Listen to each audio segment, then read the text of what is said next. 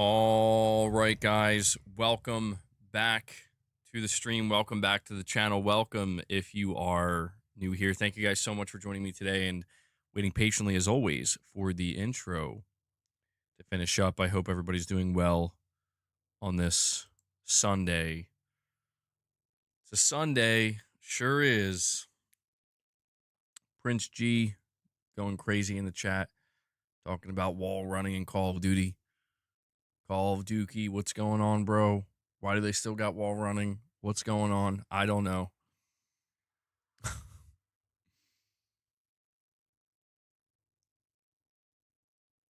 You guys are talking about Battlefield 6 and Call of Duty. Prince, you're saying people can't handle Battlefield 6's learning curves. Learning curve. Curves? Hellbound, what's up, man? Hope you're doing well. Tarnish, you're saying MEG Battlefield 6 seems to be getting a lot of hate these last few days. People are switching to Black Ops 7. Irfan, bro, I went to go watch it, but then like I accidentally exited out of it, and then I forgot what it was called. YouTube doesn't save any of my history, so it's Jigsaw. I'll bring it up again. I'm sorry, Irfan. I let you down, man. I went to go watch it, and then I realized, wait, I accidentally like closed all my tabs, but then I couldn't find it. Jigsaw short film. Okay.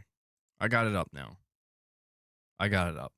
I'll make sure today when I'm done the stream. Maybe later on when I'm eating some protein.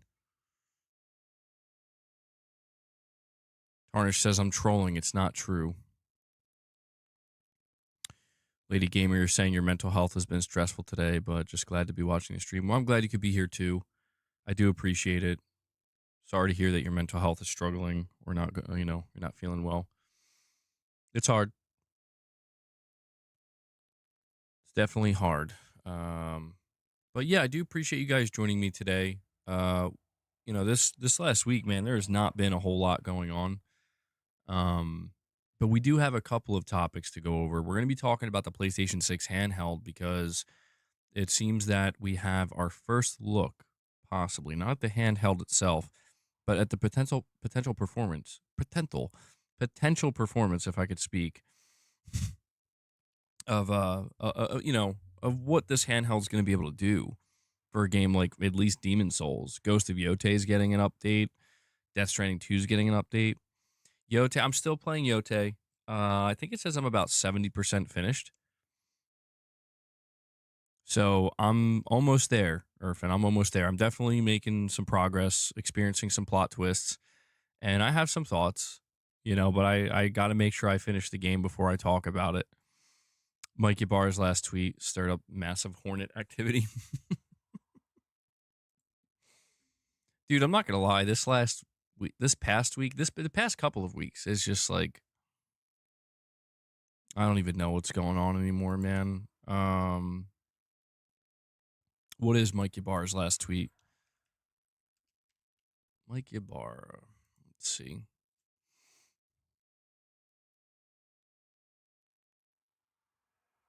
I'm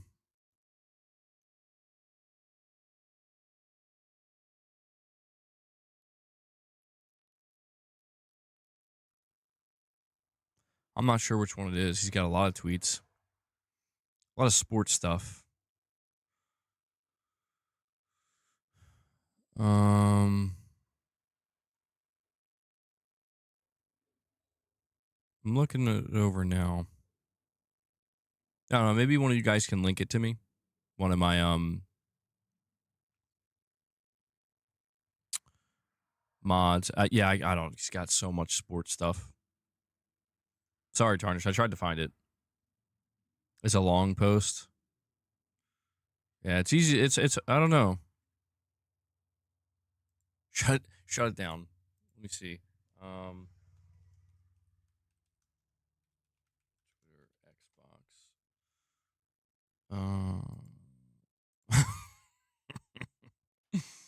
I look up Mike Ybarra, Twitter, Xbox. The first thing, your console is dead. bro. I don't know why that's so funny. That's just so funny. He just straight up says your console is dead. Michael, you're asking me about my chair. How is it? I do like it. The only thing about it is I'm like too small for it.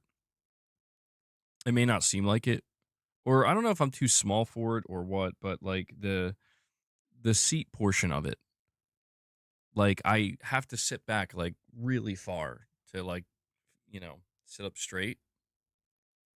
So it's really nice. Like it's nice to lean back on like this.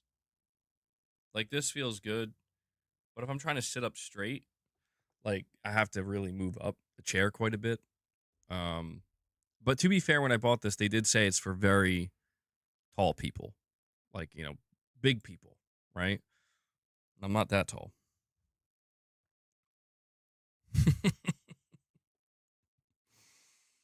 Well, good, Michael. I'm glad.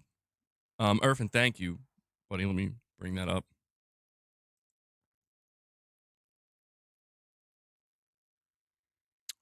Former Xbox VP Mike Ybarra on the new Xbox campaign, quote, also ditch the "this is an Xbox" campaign. Wrong idea, wrong time. Xbox is about games. Games always rule the world. If they don't have parity between the console and any other device, then it's just an Xbox. Then it's just not an Xbox. Confusing. Whoever came up with this clearly doesn't play games.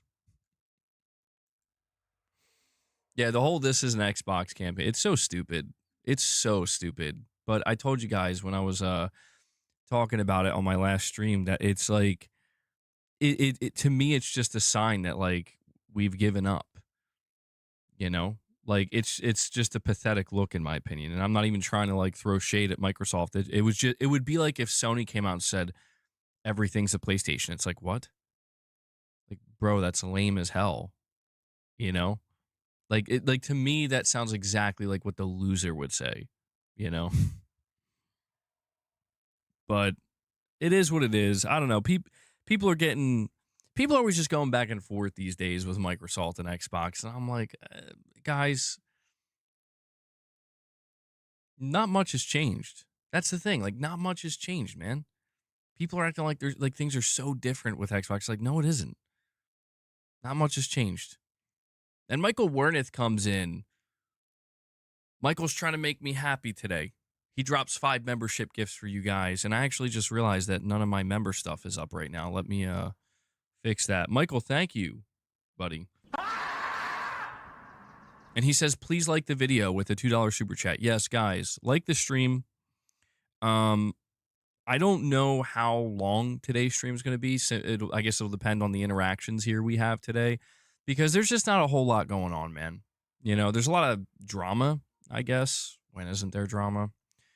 But in terms of like actual meaningful news, there's not a whole lot going on. So we'll see. We'll make the best of it. We'll see what we can do. So I appreciate you guys still showing up. Where the hell is my... Let me fix that here. So, Michael, thank you for the 5 memberships. Guys, by the way, we did another Morning with the Misses last Friday. So, if you are a channel member, perhaps you missed it. Almost a 3-hour long Morning with the Misses, me and the wife hanging out with you guys. You go check that out. If you get gifted a membership or if you become a member, you can go check that out. You gain access to it. So thank you guys for all of your support. There we go. All right. We sorted it out. Damn, Vic, that's yeah, I don't know.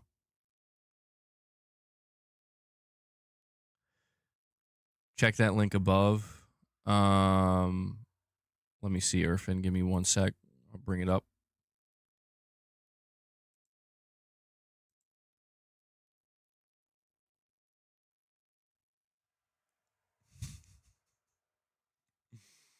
Damn, bro. Yeah, I mean, oh no. The funny thing to me is the big argument that like this is an Xbox with the whole handheld. It's hard not to get like dragged into it, because it's what everybody's talking about, and it's like, bro, I don't even know, man. I don't even know like what.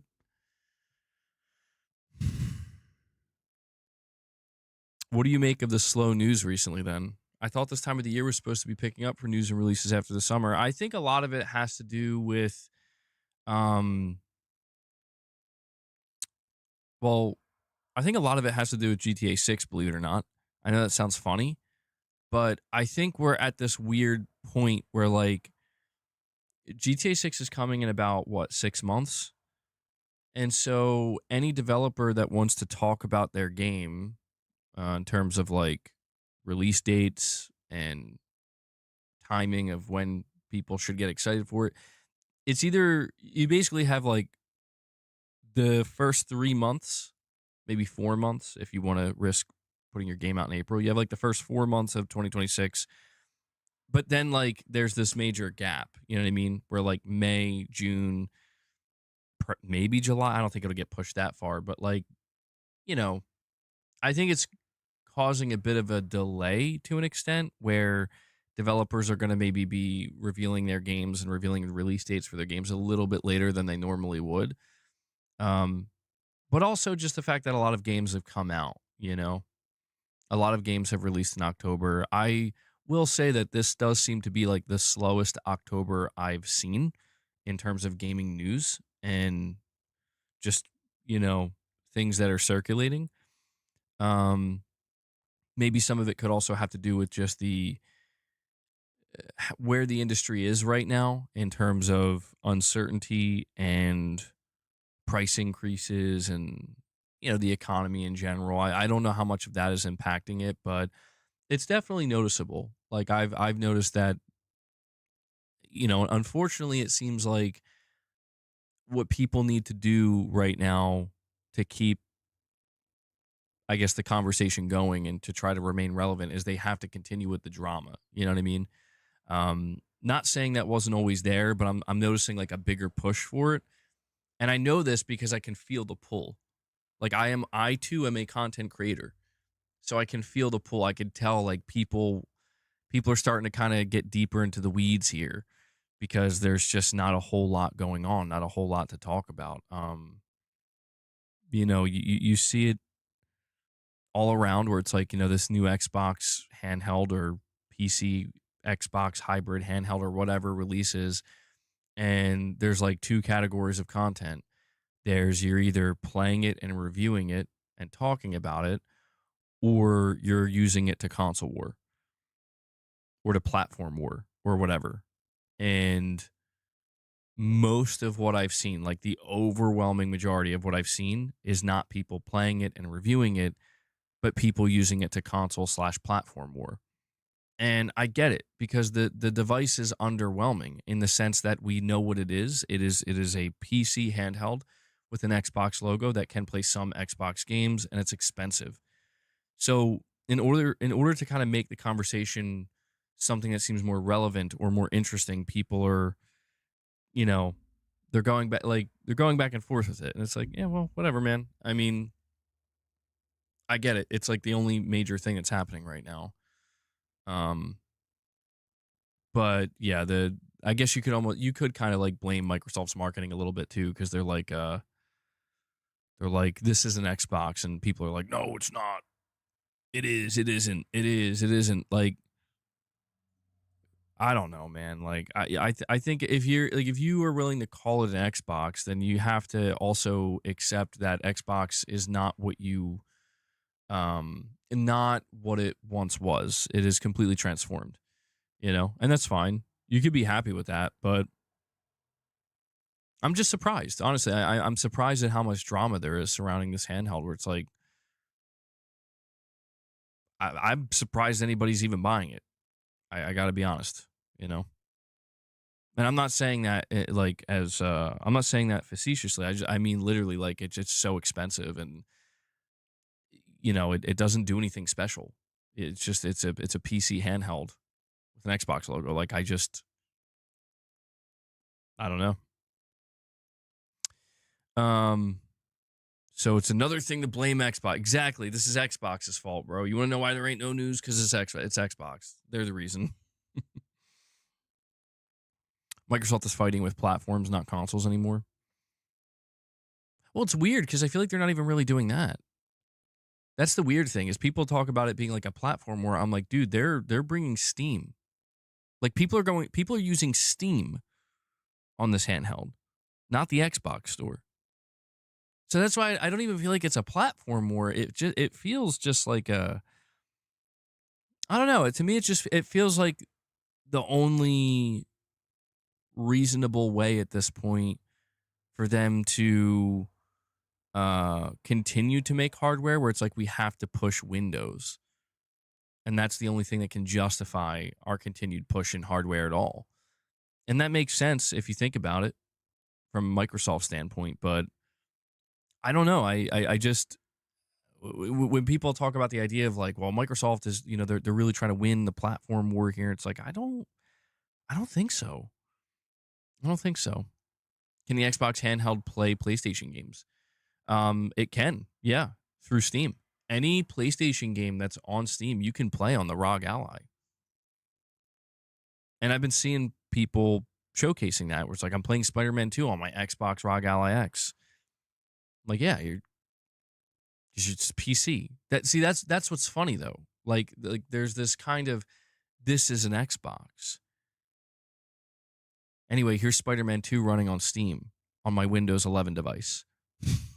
You see what I'm saying? It's like so like now we're saying every Windows 11 device is an Xbox. Okay, well I guess it's an easy way to win, you know. You just got to wait for um I guess we really have to wait for the next home box or whatever, I don't know if I should call it a home console, but so it's an Xbox that can play everything. Well, see, that's the irony, Capono. Apparently, it can't play most console Xbox games.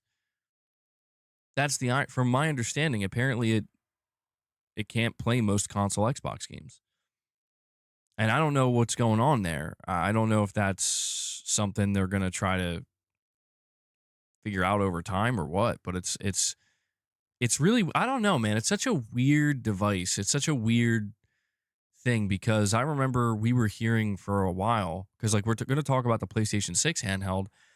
And I remember for a while we were hearing that like Xbox is going to make their own handheld. And we were under the impression that this was like internally developed hardware and it would literally be a portable Xbox. And then we heard that apparently they shelved that idea. They said, never mind. We're just going to make like a Windows device with Asus and put the Xbox logo on it, and kind of make that the direction we go in. Um, and that, I think for a lot of people that was less exciting because I don't know. We've never seen Microsoft do a like proper Xbox handheld. They've never done something that would be considered like a PSP or PS Vita or anything like that. And when we talk about the PlayStation 6 handheld, um, the biggest difference I would say between the PlayStation 6 handheld and the Xbox ROG Ally, well, there's a couple of differences, but the biggest one by far is that when you buy the PlayStation handheld, it is a closed device, like you're going to have access to the PlayStation Store and the PlayStation ecosystem, and that's it. You're not going to be able to access other storefronts. And when you look at this device, that's kind of what's strange about it for Microsoft, where when we talk about them getting out of the console space, this is kind of what we mean by that, where you have to ask yourself, why is Microsoft so okay with just opening everything up? And it's because they don't care about trying to have a closed ecosystem because they can't have a closed ecosystem. That's kind of the point, you know? And so they're leaning into the idea of like, more versatility, more options, and these are all nice, of course, but PlayStation's going to stick with the more traditional closed console ecosystem, just like they do right now with the PS5. They're going to do that with the PS6, and they're going to do it with the handheld. And so, the big question, in my opinion, for the PlayStation 6 handheld is how many games are going to be able to run on it, because we just found out that Demon Souls is getting a new update nearly 5 years after its launch. It's update 1.007. And this update finally enables the low power mode. And somebody downloaded this. Now, here's what's interesting about the low power mode: you have to manually enable this on your console, and you have to manually enable it for any game that supports it. So, in this case, you would have to go into your PS5 settings, turn on low power mode. You would have to activate it. And then, or maybe you could just do it on a game by game basis, but you see Demon Souls there if you have it installed, and you can toggle it on. And so when you boot up Demon Souls on your PS5, you'll be in low power mode. And if you go into Demon Souls display settings, somebody posted this, visual modes, it'll say power saver mode. That's what they call it, power saver mode. Now, the reason why this is so important to pay attention to is because we may be getting our first actual look at how we can expect games to look and perform on the PlayStation 6 handheld. The current understanding is that this low power mode, developers have to target it and they have to support it with updates. So it's not like every game just automatically has a low power mode. Devs have to support it, and they have to basically scale their game down to a certain spec in order to activate this low power mode and to, you know, to achieve it. And the idea is Sony is doing this now as a way to kind of test, or let developers get familiar now with the specifications of the handheld. Um, and so Demon Souls seems to be the first one, and I'll bring this picture up if you want to know what it looks like running in this low power mode. I have this image here. This was taken by somebody on Reset Era who activated the low power mode, or the power saver mode, and this is at 30 frames per second. So the big thing is you can't play it at 60. It's locked to 30, but visually this is kind of what it looks like. So you can imagine this visual quality running at 30 frames per second. This is what you would expect to see on the, presumably, the PlayStation 6 handheld. MBG, all this to me sounds like more powerful hardware getting held back by lowering the game development baseline. I don't like this. Well, here's the important thing, Tarnished. It seems as though we don't have official confirmation for this, but it seems as though Sony's going to leave it optional. And I'm not going to lie, it sounds like Sony is basically hoping that developers make I want to say two versions of the game, but I'll put it to you this way. Like, if you look at Demon Souls on the PS5 right now, like, again, this is the low power mode, but if you boot up Demon Souls regularly on the PS5 Pro and you put it, let me get this out of here, and you put it in performance mode on the PS5 Pro, you will run Demon Souls Remake at visually what is basically native 4K 60 FPS, and it's one of the best looking games visually that's been released this gen, and it's a PS5 only title, so it clearly is taking advantage of the horsepower to a degree. They had to, Bluepoint that is, go out of their way to create this power saver mode in this game, this lower powered mode that locks at 30 frames and greatly reduces the resolution. It looks like it's running at about 1080p. Maybe it's like upscaled from that. And so I feel like this could work in the sense of, like, devs are going to essentially, and I mean, it sucks to a degree. It only sucks if it's mandated. If it's not mandated, it doesn't suck because devs are going to have the option.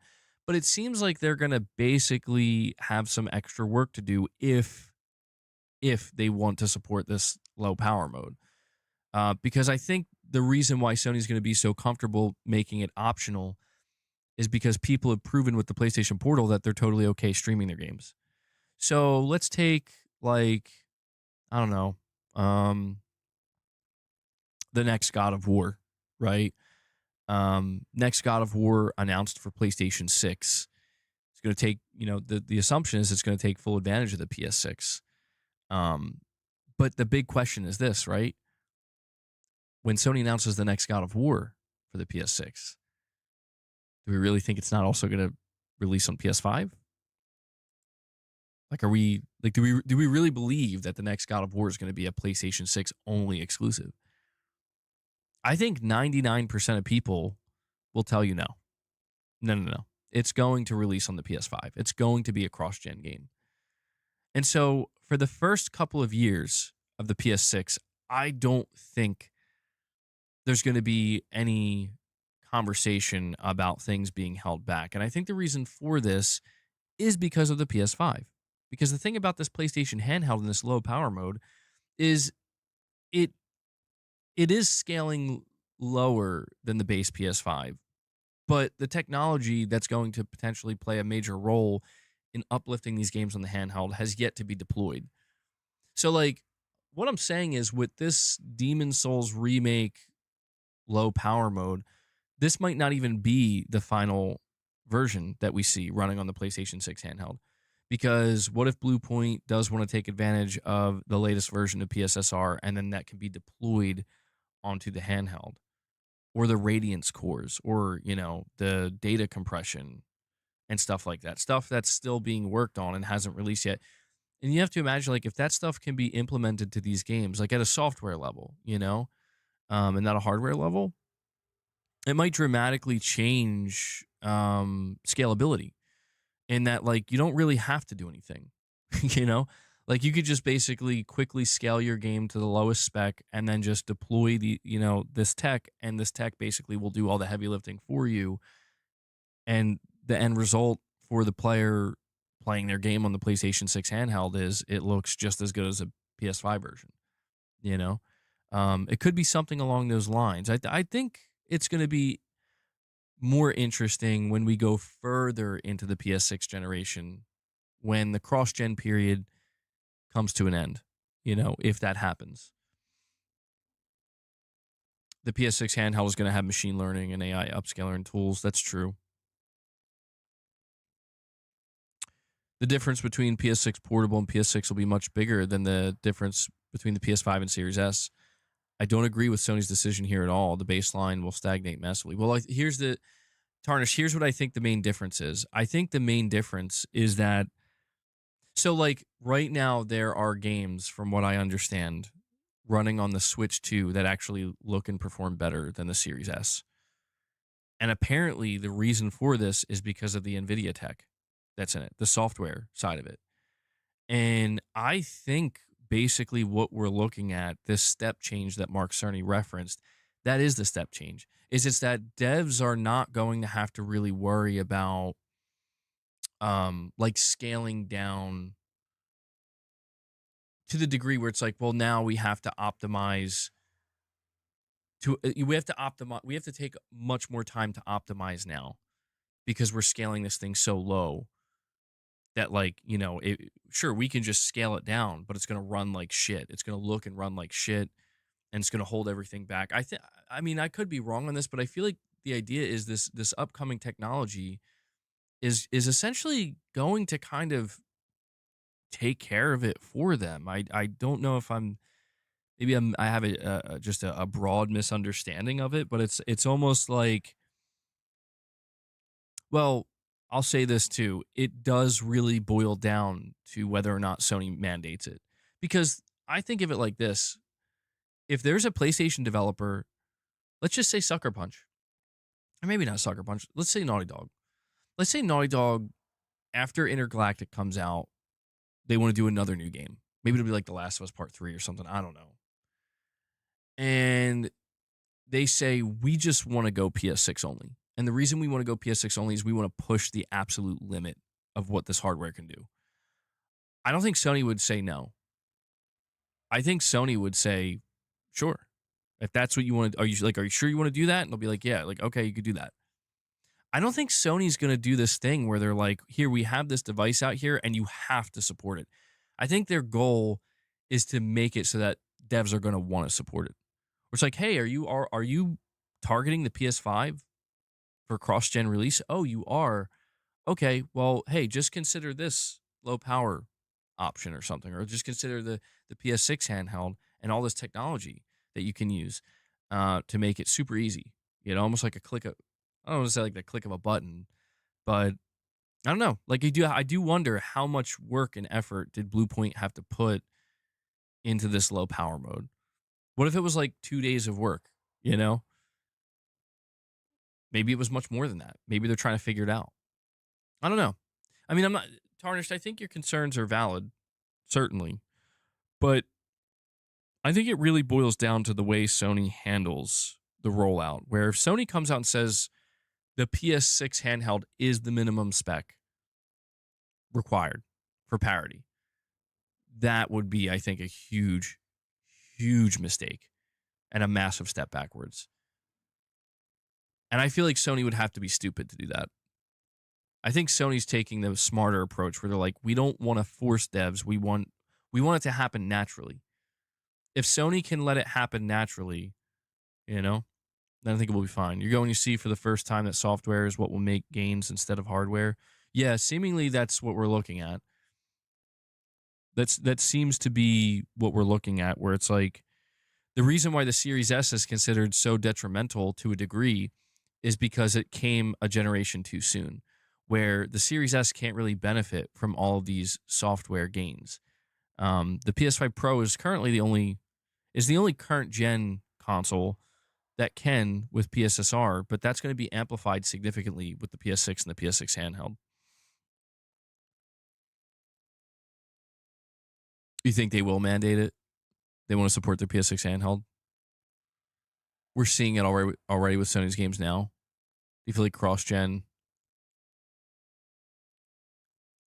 You know what I just realized?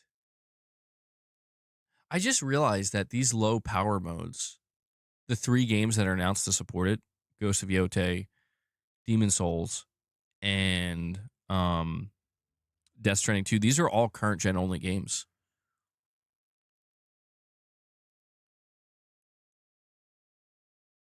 Huh. What if they're going to be what if some of these what if these games are going to be like kind of implementing some of this technology already? I don't know. Cuz that's what's weird to me is like yeah, I'm not sure, Irfan. Like I just realized that none of these games are cross gen. But in these low power modes, I don't know. Like it almost seems like, wait, could this run on the PS4? You know?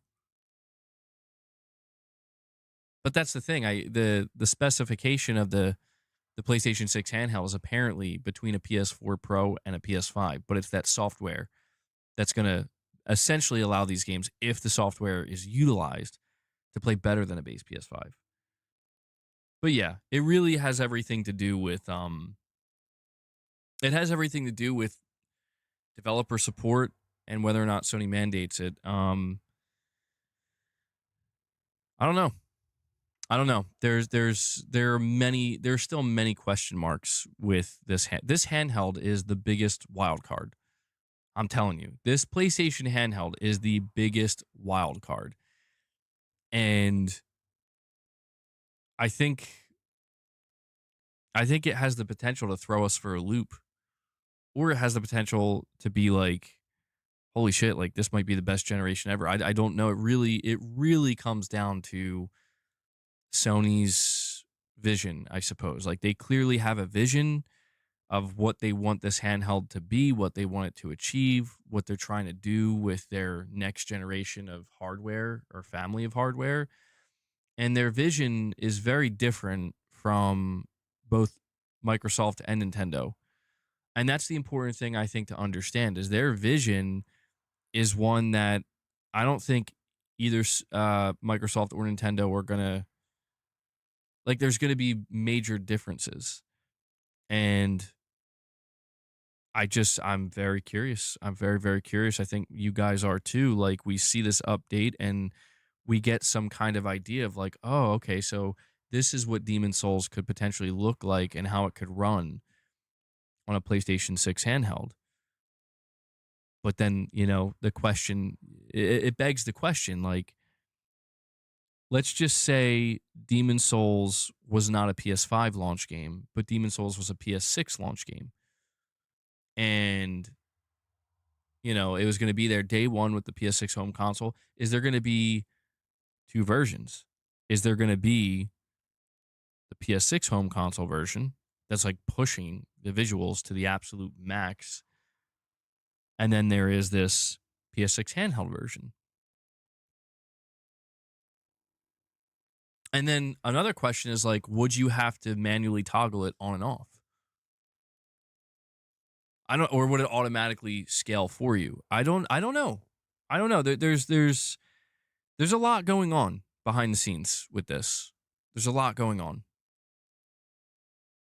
You know, um, we're hearing from Mark Cerny about this new technology that's gonna come with Project Amethyst, and we're hearing about this handheld, and we know there's going to be a home console. So it really, I think, just comes down to their overall vision and how they want to execute that.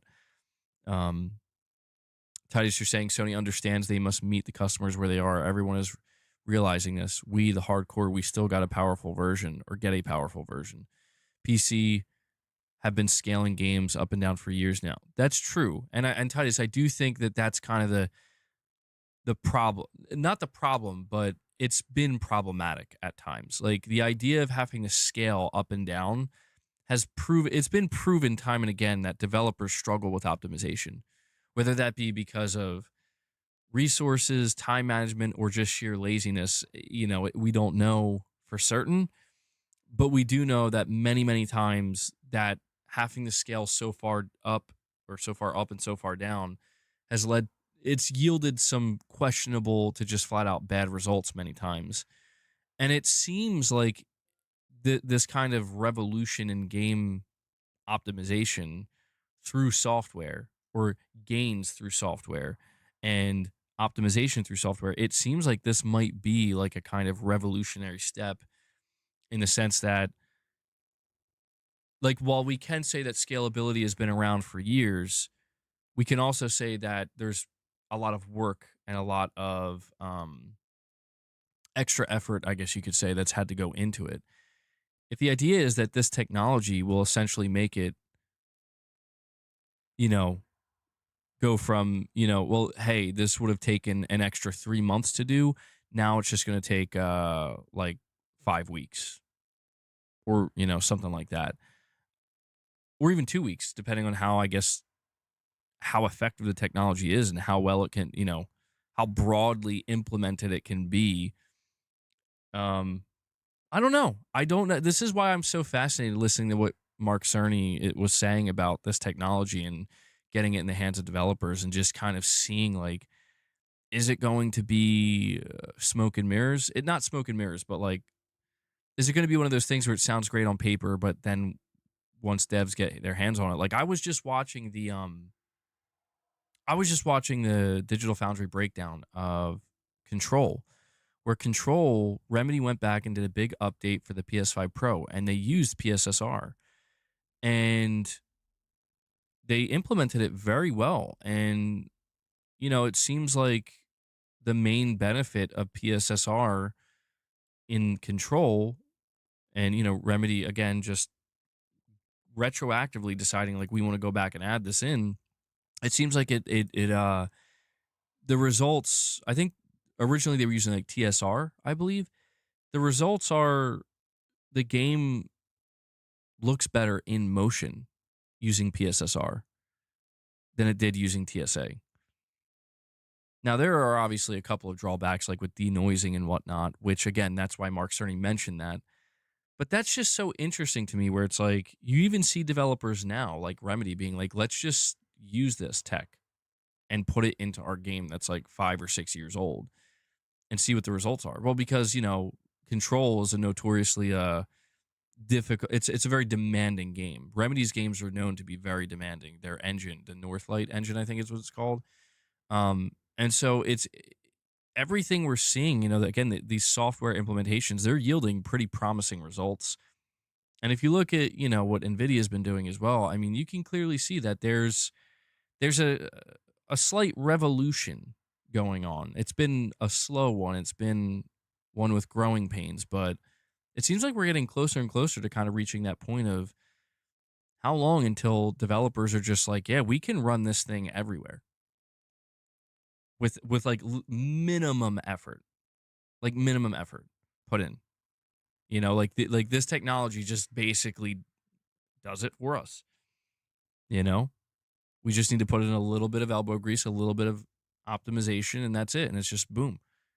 It can scale all the way up, all the way down, bada bing, bada boom. You know, that's going to be interesting. And if that's where we're headed from a development standpoint, where like gamers don't really need to fear optimization, whether or not devs are going to optimize their game or not, as much. They don't have to worry so much about it because it's like as long as devs are using this tech, they're going to have to go out of their way to fuck it up. Um, if that's where we're headed with all this technology, generally speaking, and all of it's going to slowly be implemented into game engines and rolled into game engines and baked into game engines in the coming years, then you can start to understand why there's this push to, like, yeah, let's just go everywhere. You know what I'm saying? Like what Erfurt said, or sorry, I think it was what Titus said, where he was like, you know, just meet the customer where they are at that point. It makes sense. You know, the two go hand in hand. But that's what's interesting is Sony still wants to keep that closed ecosystem for now anyway. That seems to be what their plan is for the PS6. And Michael, you're saying I'm 40 minutes behind. The big Formula One races today in Austin. So many people here from all over the world. It's exciting. You're still tuning in. I appreciate that, man. Yeah, that is exciting. I mean, I'm not too into that, but you know, I've come across it here and there. Formula One racing. They just released a movie with Brad Pitt, right? Well, I hope you're having a good time, Michael. It sounds like you are. That's what's cool. People, you're saying people from all over the world show up. Very cool.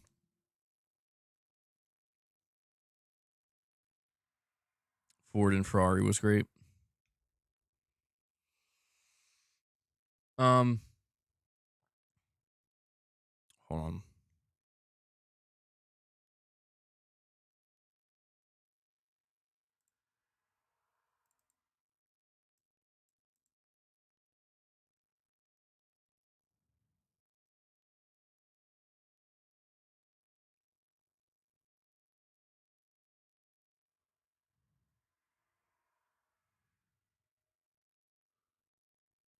Um, Hanzo, I just saw that you put in your name no membership.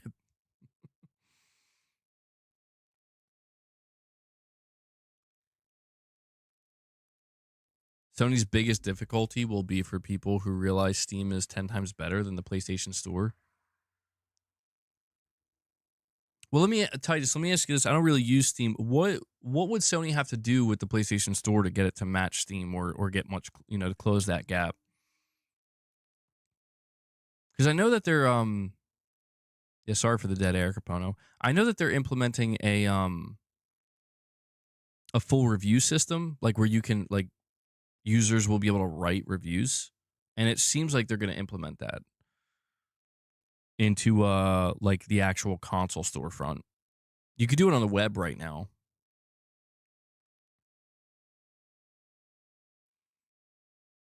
Yeah, I know, MacTube. I'm running like severely behind. It was a comfortable silence. Good, good. It's the prices and the sales and the amount of stuff sold, but mainly the amazing prices. So you think Sony's going to have to start doing more PlayStation Store sales, getting more aggressive in that front? I mean, if they want to convert more and more people digitally, that wouldn't be a bad idea. The return policy is a big one. That one I know about. I do think Sony has to get on that. If they could start doing stuff like this, Yeah, I mean, they could really start making the I think the PlayStation Store for a lot of people is fine as is. I mean, clearly, like a lot of people use it, but it's kind of like what you're saying, right? Like if Steam starts to become even more ubiquitous, which it is, Steam is continuing to grow. It's getting bigger and bigger. I mean, it almost seems like Steam is like a competitor, like a major competitor to the PlayStation Store. Um, and that's a good thing because it was supposed to be the Xbox Store, but it seems like it's going to end up being Steam. And I have no doubt that Sony adding user reviews to the PlayStation Store. They added 5-star reviews, now they're adding user reviews. I have no doubt that this is because like yeah, this is a major feature on Steam. It's a very robust feature. I think Sony is wise to start working on stuff like this and paying closer attention and realizing that, if you want to have a closed storefront or not a closed ecosystem or a somewhat closed ecosystem. Like even if things do begin to open up, but your main moneymaker remains the PlayStation Store, and if the PlayStation Store is allowed to be in other places eventually, you're gonna need to make sure. I mean, I don't know, dude. I don't. We know that Microsoft is gonna let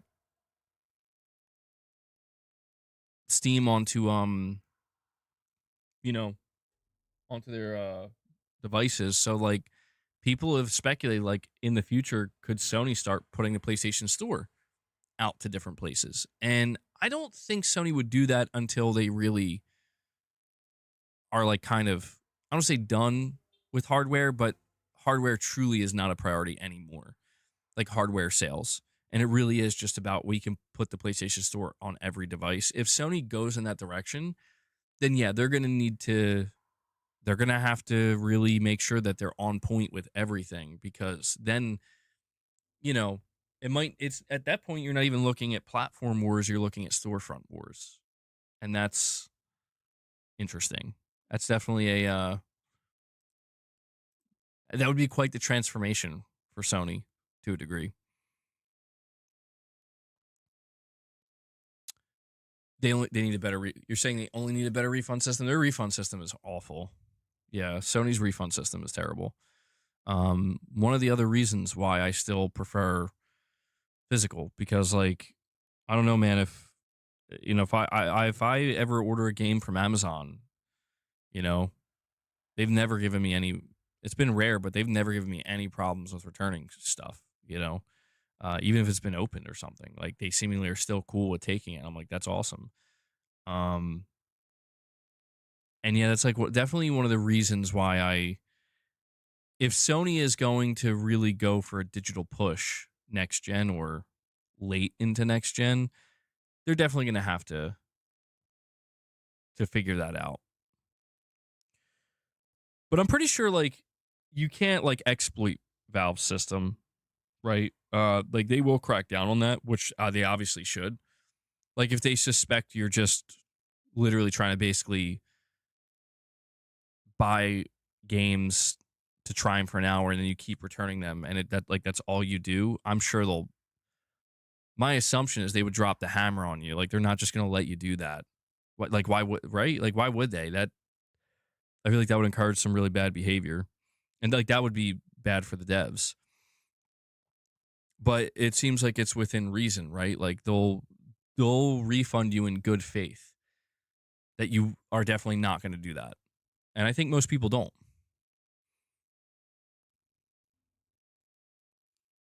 There's tons of slop on Steam though. Dude, I was looking through the PlayStation Store again. I'm like, man, there's still it didn't look as bad as it once did. I have to admit. I was looking at the PlayStation Store. I'm like, okay, it's definitely looked worse before, but there's still quite a bit of slop.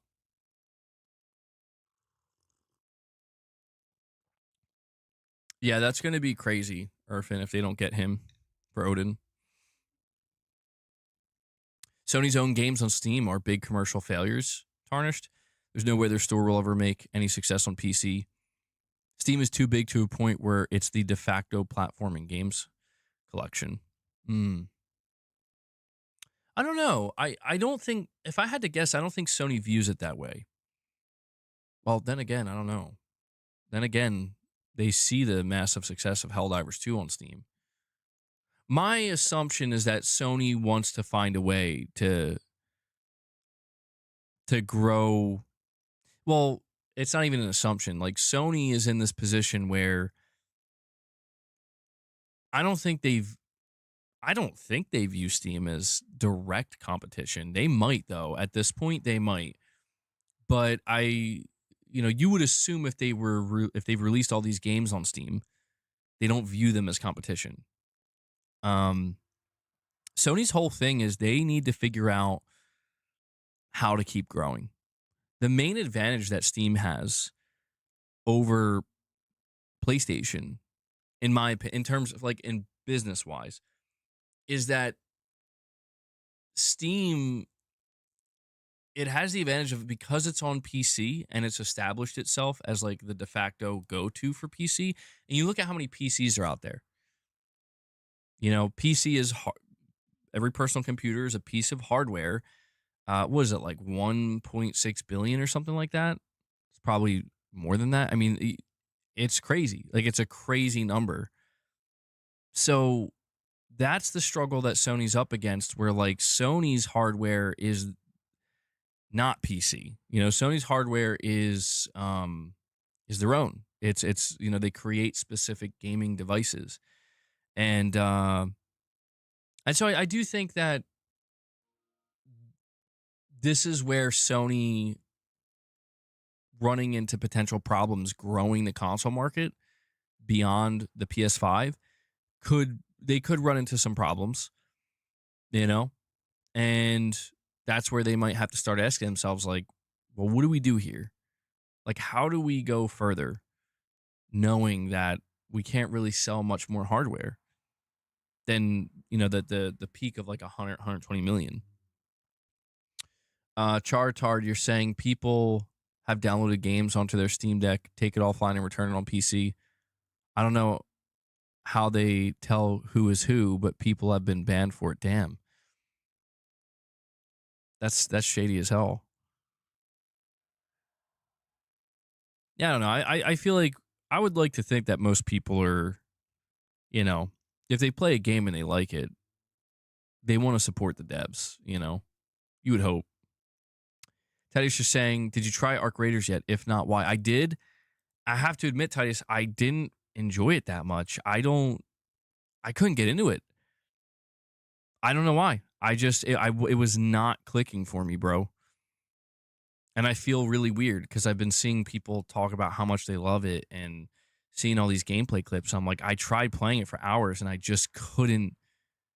I don't know what it was. I just couldn't get a proper feel for it. I don't know if it's the gunplay. I don't know if it was like there was all this different loot. I'm like, I don't even know what I'm looting. I don't know what any of this is. But it looked good. The game looked really good. It played smooth mostly. And it had that. I understand why people were saying it maybe felt a little bit like The Last of Us, in the sense, like the weight to it, the way your character moves and the animations.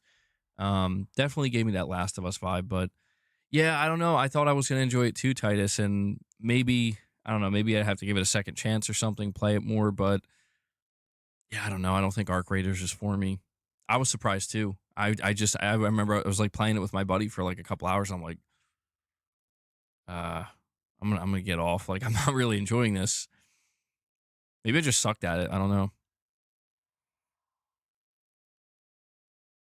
Chris, you're saying I retired my SX. I only game on Steam or PS now. That's fair. Yeah, I think that makes sense. What do you game on more, though, is the question. Yeah, that's how I look at it, too. At least I tried it. At least I gave it a shot. Irvin, you're saying Sony wants to grow, so they should focus on mobile instead of games as a service. Mobile is massive in Japan, and the market is even bigger than live service globally. They should have really focused on that. Ray, you didn't get the YouTube notification? Yeah, I don't know why it does that, man. I'm glad you could still show up though. And PlayStation Pete says Ace Freshly, and Ninja Gaiden, or the creator of Ninja Gaiden, they passed away. Yeah, I saw that. Yeah, that's sad, man. I also saw that the bassist for Limp Bizkit also just passed away. Very sad. Switch 1 to outsell DS by November 1st, 2025. That's very close. We're very close. November 1st is right around the corner.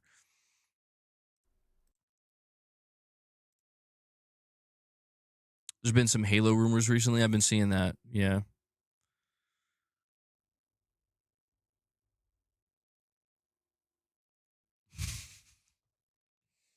Well, yeah, Tarnished. I mean, that's the thing. I don't know what Sony's plans are when it comes to, like,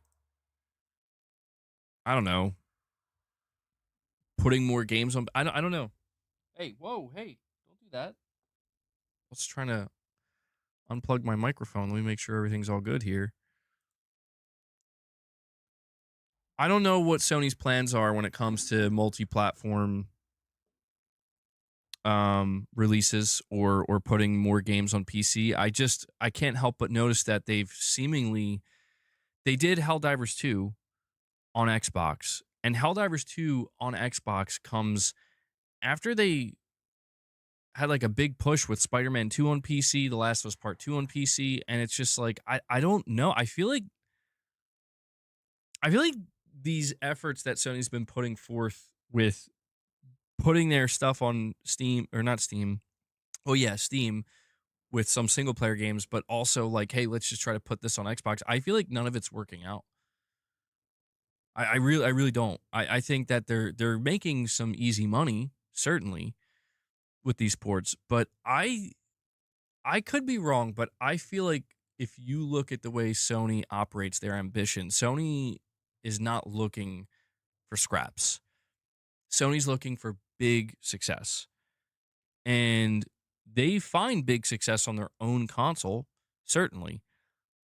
I think they want to match that or get close to that on other places. And I think that that's what they were hoping for, or at least testing to see if it was a possibility. And they got that with Helldivers 2, but Helldivers 2 is clearly the anomaly. You know, Helldivers 2 selling the bulk of it, like easily over like 10 million or something on Steam. That's not going to happen for Spider-Man 2. You know, Ghost of Yote could release tomorrow on PC, and it's not going to get probably more than 1 million sales. You know, like it's just, I think Sony, I don't know. Sony's in an interesting position where I think they need to be careful. I do. I think they have to be careful because they're doing the right thing by experimenting and figuring out what else they can do to expand, but they have to be careful in that, like, don't lose your core base, because your core base, even though there might be a ceiling to it, they're the loyal ones, you know? Don't lose that. And I think that they're aware of that. At least they seem to be to a degree. Um, but yeah, man, I'm very, very curious. I'm very curious to see how Sony starts talking about this stuff. Um, I've told you guys, like, expect the unexpected. I still feel that way. Like, we don't know what they're truly going to do, but they're getting data. You know, they've been putting games on PC. They've even put a game on Xbox. They put a game on Switch. They're getting the data. And my question is, if they realize that this stuff isn't working the way they thought it would, what's their other plan then? Like, what's the plan B? That's kind of the thing I don't know. Um, I don't know. I don't know what the plan B would be. And Chris with the super chat says, I use my Series X or my SX Xbox store so little, I rebought Mass Effect Trilogy on PlayStation, so I didn't have to use my Xbox. I just don't want to invest in their store/ecosystem. Mm. Well, Chris, that's the thing. You're far from the only one, man. Um, that seems to be the biggest thing that has kind of hurt Xbox as a brand, or not as a brand, but as an ecosystem. It's that the storefront just wasn't cutting it. It wasn't doing the big numbers that Microsoft would need it to. And I don't know. I just I remember when I was like moving over to PlayStation, when I was like, I'm kind of done with Xbox. It was interesting because for me, it was very much like one or the other. And I don't know, I feel like I didn't purposely make it that way. It's just how I am. It was like I'm either going to buy games on my PlayStation and, and I guess maybe it was made easier because of physical games, but it's like I'm just going to pick one or the other. Like, especially knowing that a lot of these games release on both, there's going to be one place that I want to kind of amass my collection and build my library. And for the first couple years of the Xbox One, that's what it was. And then when I moved over to PlayStation, I realized I actually like it here a lot better. I had made that decision where it's like, yeah, this is where I'm gonna build my game library now. And where I'm gonna live, I guess, right? And so I can relate to what you're saying about you didn't want to invest in the Xbox store and ecosystem. There was a time where I did and I wanted to, but I guess it's kind of a testament to like they really did kind of break people's trust to a degree, or if not their trust, people just were not interested, man, no matter what Microsoft did. And, I remember back in like 2017 and 18 when they were pushing Game Pass, I'm like, I don't have a problem with Game Pass, but like this is not speaking to me. This is kind of the opposite of what I want to see from Microsoft right now. Um, but yeah, Chris, I can't blame you, man. But yeah, that's when you know it's bad, when you go out of your way to rebuy a game on the opposite platform because you're like, I just don't want to. Was it Crackdown 3 that broke you? Was it God of War that changed your mind? Or was it Crackdown 3 that broke you? So God of War was like the big push. Like when I played God of War, I was like, holy shit. Okay. I had suspected based off of all the praise it was getting, and then I played it. But the thing I remember is after God of War, I still felt like I still had this kind of like feeling like I don't know if I can really do it. Like I don't know if I can do it fully, you know? Like maybe I'll just play exclusives on PlayStation. And then I played The Last of Us and I'm like, "Oh yeah, okay. Well, it was the combination. It was the combination of Crackdown 3 came out and then I played The Last of Us and I'm like, "Dude, that is the fatality. Absolute fatality, bro. Like that was the fatality in that moment." When I looked at both, I'm like looking over here and I'm seeing Crackdown 3 and I'm looking over here and I'm seeing The Last of Us and I play it and I'm like, I'm out. Like that was the moment where I'm just like, I'm done. But it was good. Yeah, it was awesome, man. That's why I feel maybe differently than a lot of people do about this generation. Like I see so many people where they're like, this generation sucked. Sony did a shit job this generation. I'm like, I don't know. I don't know. I guess I feel differently because maybe it was because I was late to the PS4 generation. Maybe that's why I feel differently. I'm not sure, but I just know that like the stuff that Sony's put out this gen, I'm like, this is great. Like hell yeah, dude. Like this is literally why I came over here. Um and again, they made some mistakes, obviously, but I don't know. I guess I just feel differently about this generation than a lot of people do. Um Tarnish, you're saying the stream's buffering like crazy. Guys, are you experiencing any issues? Any buffering problems?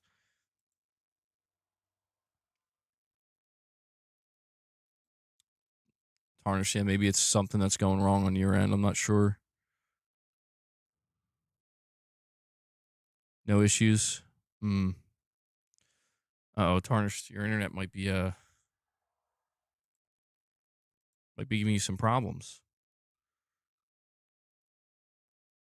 But yeah, man, I don't know though. I do feel like something is different now though. I have to admit. Um Specifically at this point in time. And it's not just Sony. I just feel like something's different. And I think it has more to do with like it's a wider reaching issue. It's a it just feels like a situation where I don't know. Like we were talking about how like it's strangely quiet in October, you know? Like since when is October this quiet? Where there's like there's just like not anything going on or not much going on. And I just feel like people are like it's not just you, it's not just me, it's not just I think it's a real thing. I don't know how to explain it.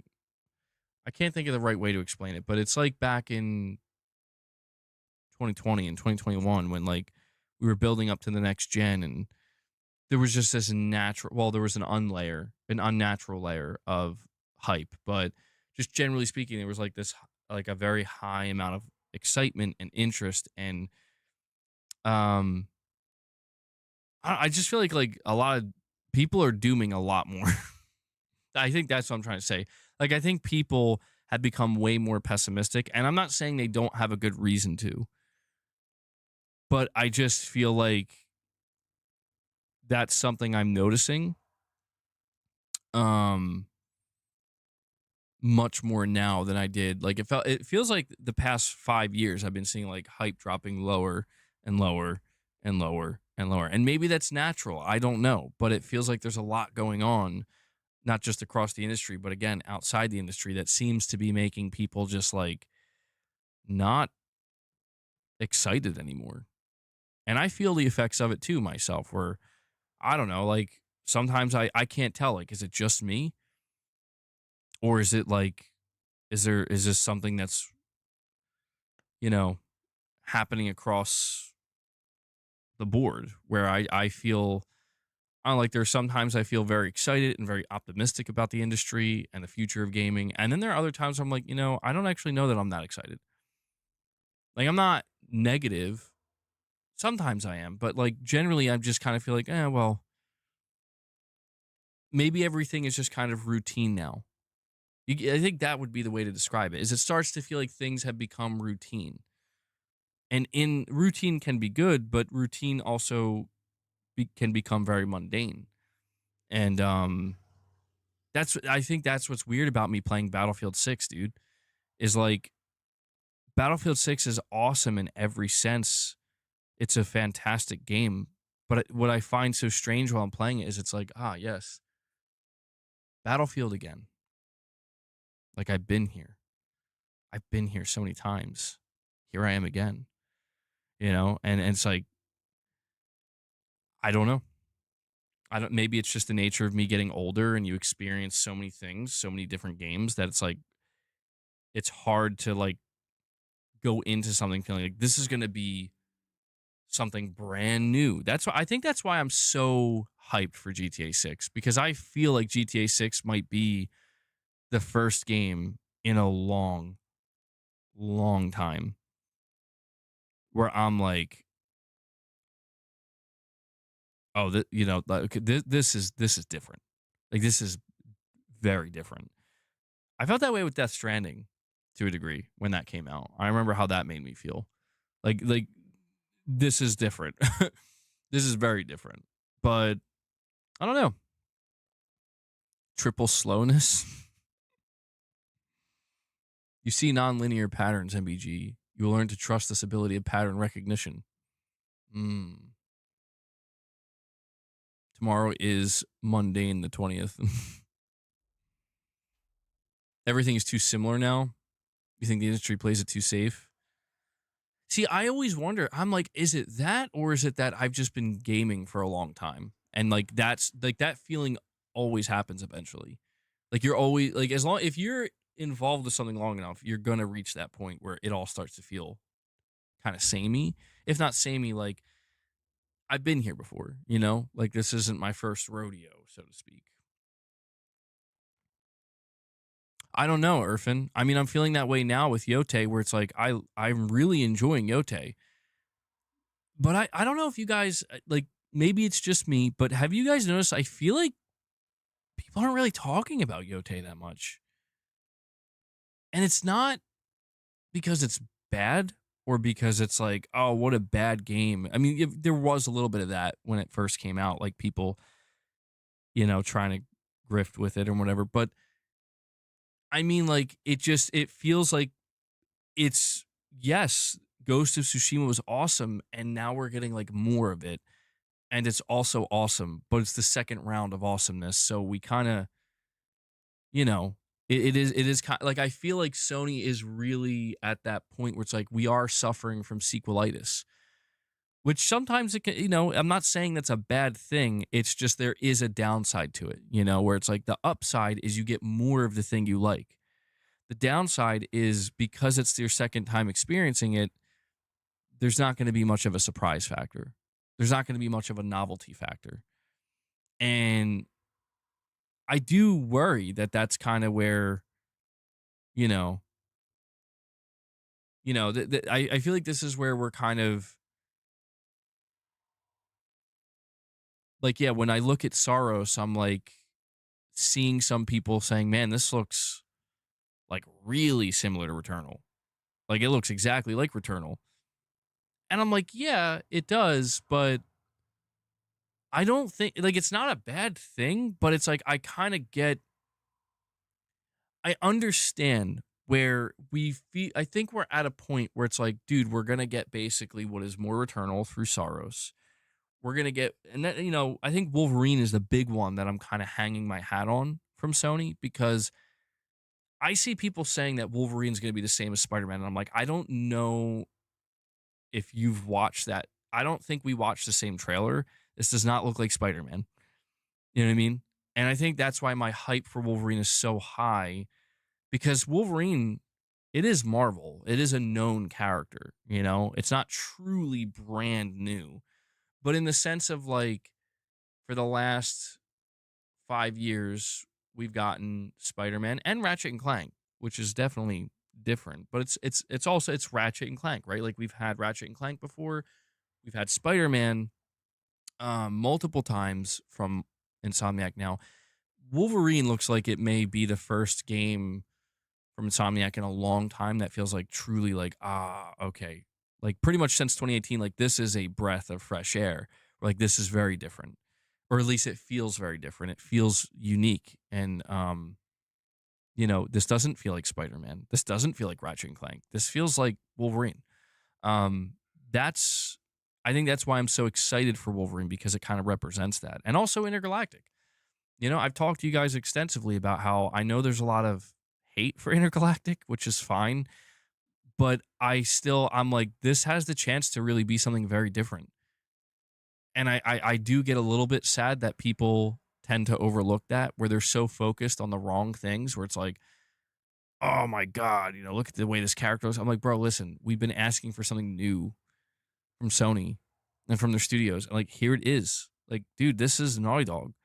Like this gameplay could be so dramatically this entire experience could be so dramatically different from anything Naughty Dog's ever made.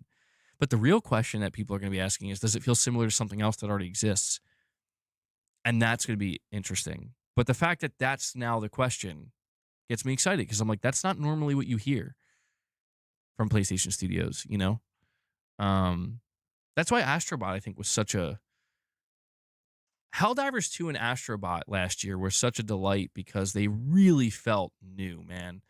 For PlayStation, like Helldivers is like, holy shit, I never played anything like this.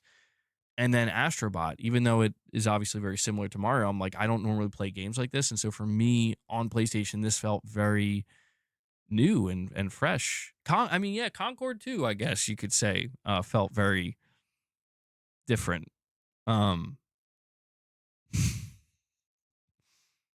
But just in the bad way. Helldivers 2 is in a horrible state now, really. What makes you say that? But yeah, I'm not like trying to dogpile the negativity and be like, oh, But I'm just saying, like, I am starting to feel that effect. Certainly, I think with Ghost of Yotei, of like Ghost of Yotei is not bad at all. Like, it's a fantastic game. It really is. But it is very much like, yeah, we're 5 years into the generation, and this is another sequel where it's like, all right, yeah, maybe it's because I overdid. Maybe it's because I played Tsushima when it came out. Then I played the director's cut for like 200 hours, and so I'm like, okay, well, I'm feeling it. You know what I mean? Like I'm feeling the fact that this is I'm doing it again. And I had that feeling a little bit with Spider-Man 2 as well. Titus, you're saying try a genre you never have to get novelty back. What do you mean by that, Titus?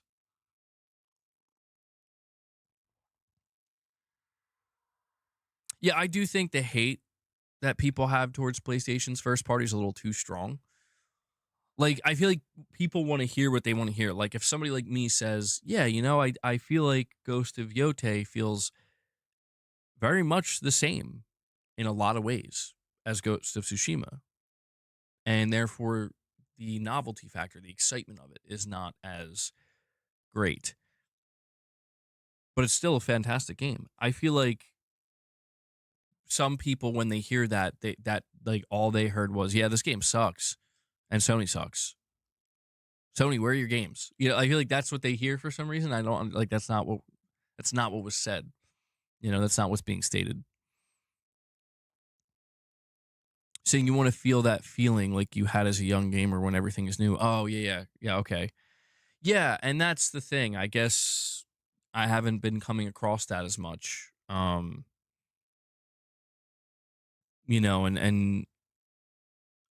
this is why I think the PS6 gen is going to be a fascinating one.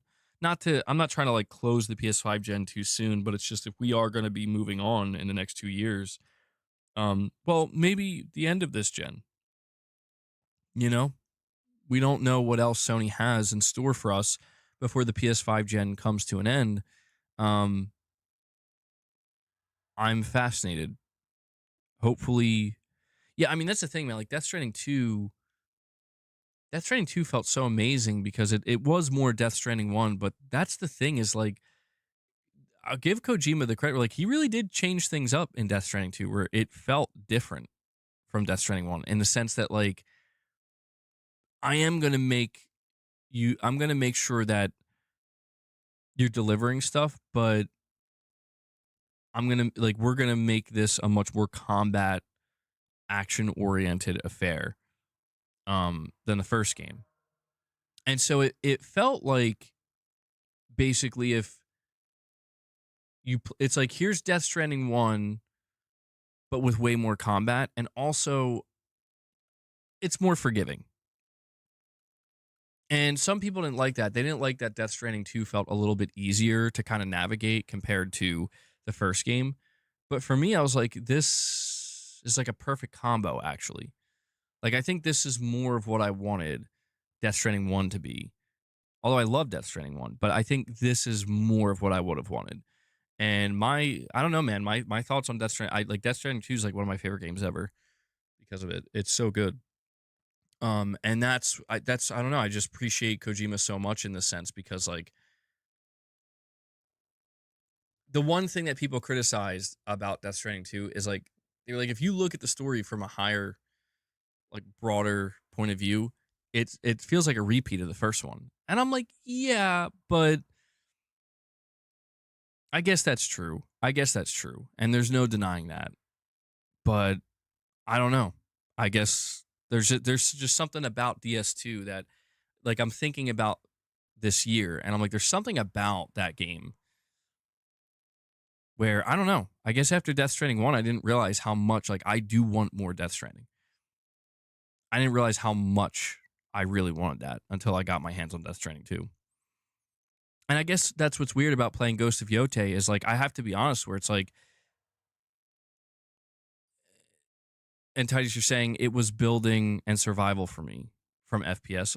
Yeah, building and survival games. Those will do it. Those will do it the first time you experience one of those titles. And I think about the ending of Death Stranding 2.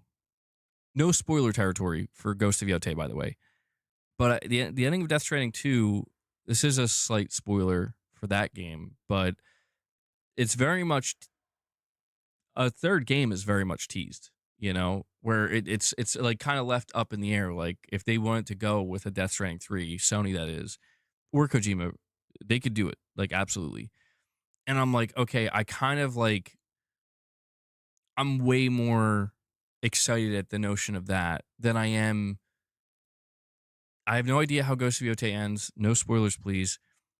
But like, no matter how Ghost of Yotei ends, like I kind of really want Sucker Punch to do something different. I don't know why. I don't know why I feel so differently about those two things for some reason. Well, maybe it's because I know that Kojima is doing something different. Maybe it's because I know that Kojima is doing OD and he is doing Fizzant. So therefore, if you just want to throw a Death Stranding 3 in there, go for it. Maybe I would feel very differently about Sucker Punch if Sucker Punch was doing an Infamous project and a remaster project or something smaller. And then it's like, yeah, maybe we might do another Ghost game. Because I don't know, did you guys see how Sucker Punch said recently that they're going to remain a one project studio? And I'm fascinated by this. I'm very fascinated. There's something about Sucker Punch as a studio that fascinates me because I'm just like, I don't understand what they're doing. Like they're doing something very different from other PlayStation studios so they're like, okay, our games take about 5 years to make. I'm like, okay, that's pretty much on par with every other PlayStation studio, about 5 years, which is a long time. That's half a decade. But you're focused on one game. So other studios sometimes are working on more than one game. But interestingly, you keep your budget really low. You only spent like $70 million on Yotei and Tsushima, which is like a fraction of what some of these studios end up spending. Like Naughty Dog's probably spending $400 million on Intergalactic, which makes me want to throw up, but that's probably true. And so I'm like, I don't know. I find Sucker Punch fascinating. Where it's like, what do you guys? It is a good thing, right? But like, I guess I wonder is like the reason why they just we focus on one game, we take our time, and we keep a low budget, and maybe keeping that lower budget is what makes it take longer. I'm not sure, but I just find that super interesting where they very much are like, they're a large team. I think they have like 230 something devs. Like they're a big team, dude. They're a big AAA team.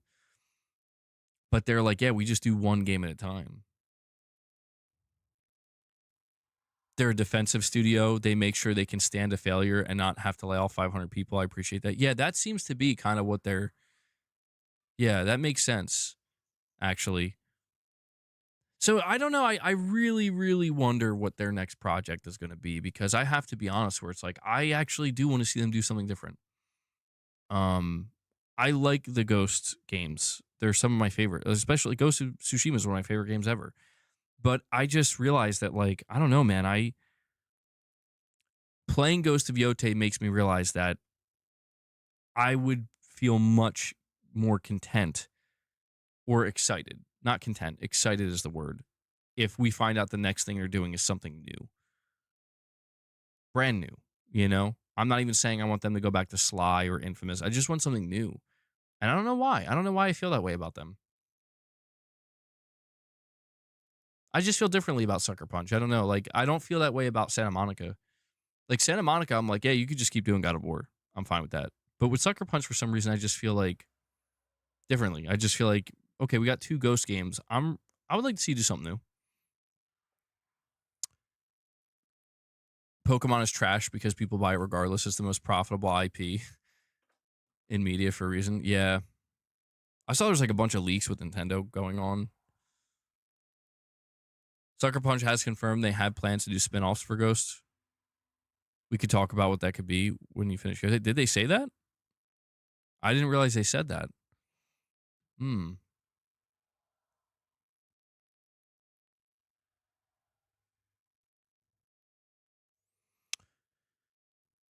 But yeah, I don't really know what I was going on about here. I guess we are just talking about PlayStation Studios.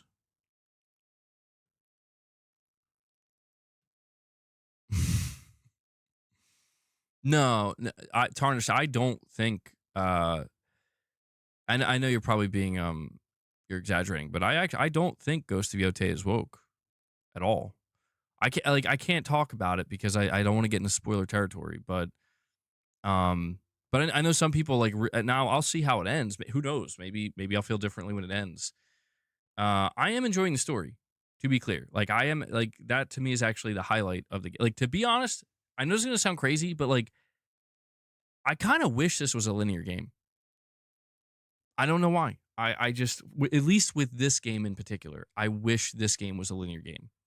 I didn't feel this way about Tsushima. I feel this way about Yote. The open world is awesome and exploring stuff can be awesome as well, but I don't know why. I just feel like I wish this was a linear game because I'm playing the story and I'm like the story's very good. Like I'm enjoying the story way more than I thought I would. Well, not that I thought I would. Like I told you guys, I had reservations and I was nervous.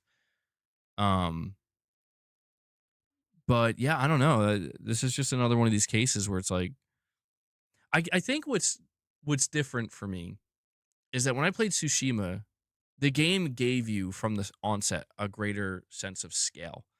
Like there's a major battle going on. You know what I mean? You're being invaded, and that helped. I think kind of flow. It helped my flow with the open world more. Um, where yeah, like it makes sense, I guess, in my mind. In this game, you're so hyper focused on finding six people, you know, and these six people are located in six particular parts of the map. And I don't know. I feel like Ghost of Yotei could work extremely well as a. And when I say linear, I don't mean like literally on rails, but I mean maybe like wide linear, where it's kind of air, and it almost kind of is like that, you know. This isn't really a spoiler, but like when you if you take out like one Yote member, it kind of segues you to another area and you kind of enter the area and it's like a new they almost treat like a zone. Like you can leave it at any time and go all over the map. But you get what I'm saying? Like it almost feels like it's kind of like you could see how the a wide linear structure could work in this game. Um, but yeah, it's good. Do I like Atsu so far? I do like Atsu as a character. Yeah. Um, it my whole thing. See, again, I want to talk more about Yoda. I'm trying not to like rush through it, but I really want to beat it so I can talk more about the story. But um, there are certain qualities of Atsu that um I find interesting, but also not surprising because it's like, oh, okay, yeah, like she's this type of character. But there are certain twists and turns that I'm encountering in the game, and I'm like, okay, I actually didn't see this coming, and it's changing my perspective on her a bit. Whether that's good or bad, I'm not going to say yet because I don't know how it unfolds. But but I have to say, like I am enjoying the story a lot, and I like MBG is a film reviewer who accidentally became a gamer. It's possible, dude. Bro, I watched Halloween 6. I think it's 6. It came out like 1995. It's titled The Curse of Michael Myers. Oh my lord. Oh boy. You want to talk about a bad movie? This was bad. This was like bad. Um I was actually getting upset at how bad this movie was. Um, but yeah, I went to go check some reviews for it after I watched it because I'm like, oh, the reviews for this they got to be good. But yeah, it's pretty bad. I do not recommend it. But yeah, I'm in the process of watching all the Halloween movies, and it's a fascinating experience, I have to say. With Yote, make sure to finish certain side quests before doing the spoiler cast.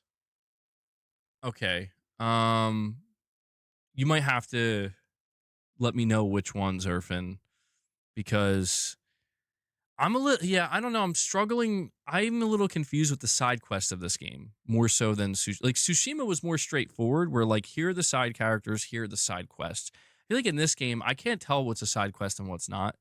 Like everything kind of is blending together a little bit, where I know like you have the bounties and those are separate, but the side, do you get what I'm saying? Like I don't know if when I'm doing the storytellers, are those side quests? Like do those, I mean, I know they're like side quests, but are they side characters? I don't know. This game feels a little bit more um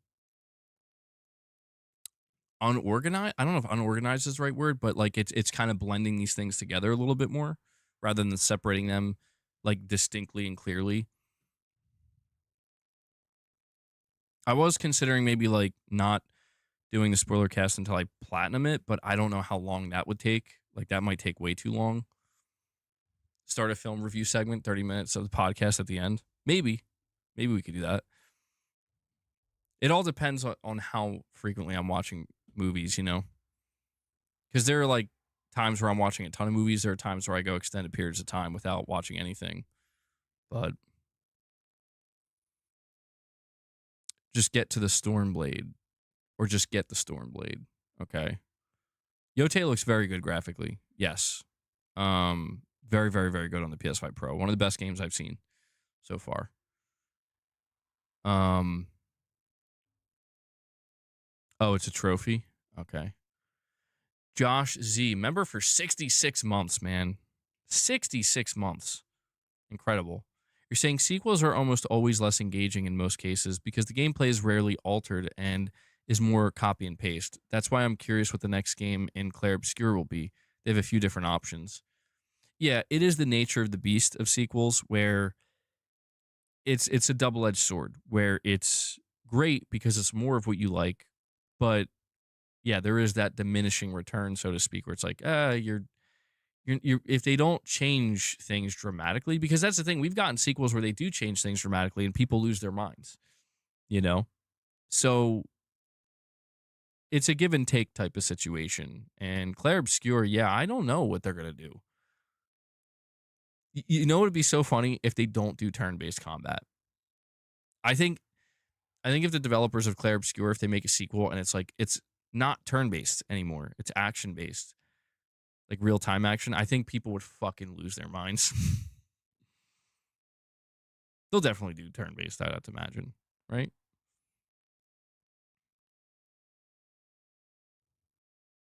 You don't like Atsu Astrobot?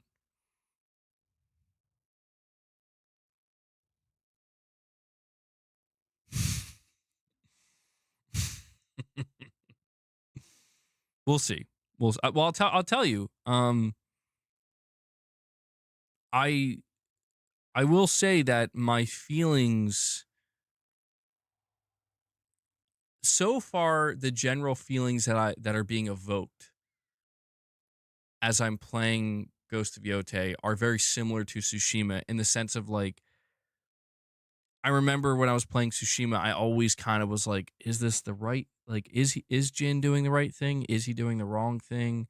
Am I doing the right thing or the wrong thing by, wanting to play more honorably or less honorably?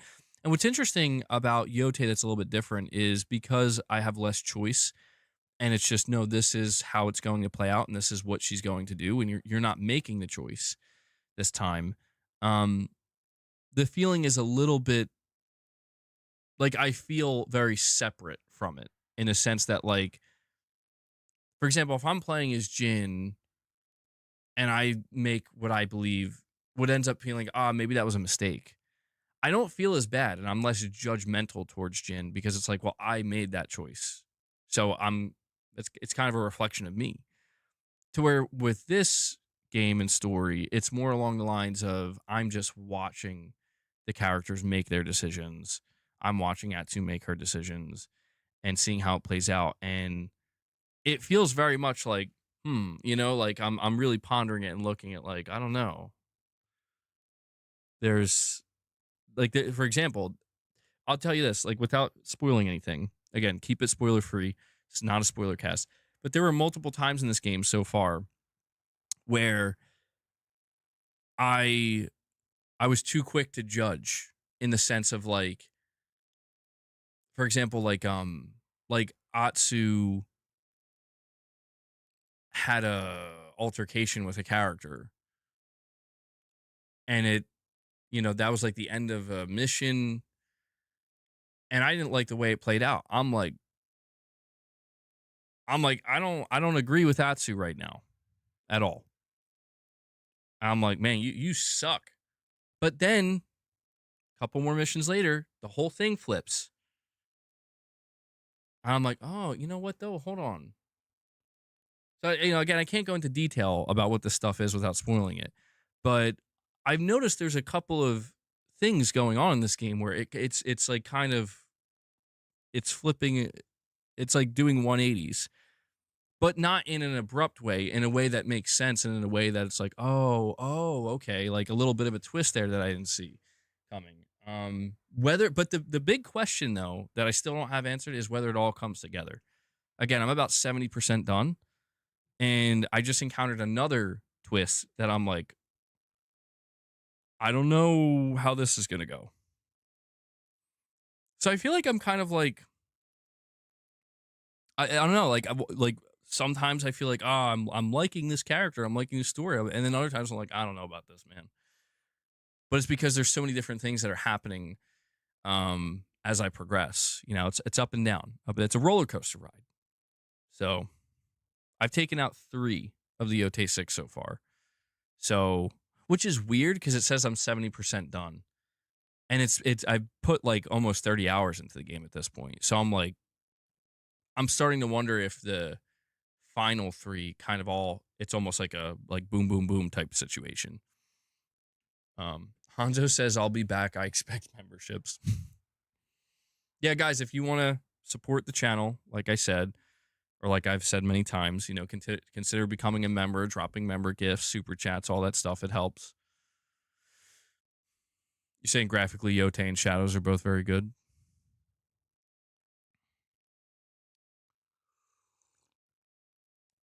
Well, I guess we will see. I mean, look, again, no spoilers. Please don't spoil anything. I have an idea in my mind of how I think this is going to end and I like where this is going. And I am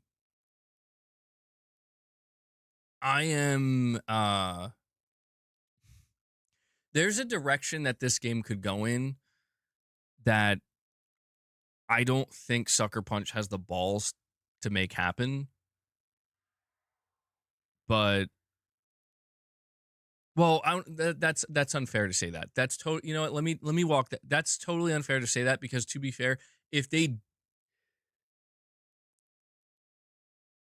we'll see. I can't say anymore because I don't know what happens. I don't know what happens. But we'll talk about it in the spoiler cast. Certainly. We'll talk about it. I got to get a move on with this game though. That's the problem. Like I want to take my time with games like this, but I also want to talk about it. And I can't make every stream I do like a spoiler cast where it's like I'm going to be talking about, I'm going to be talking about this chapter or this segment of Ghost of Yote today. 80 hours you got the platinum. Yeah, see, I feel like I'm nowhere near the platinum though. 86 hours. Damn.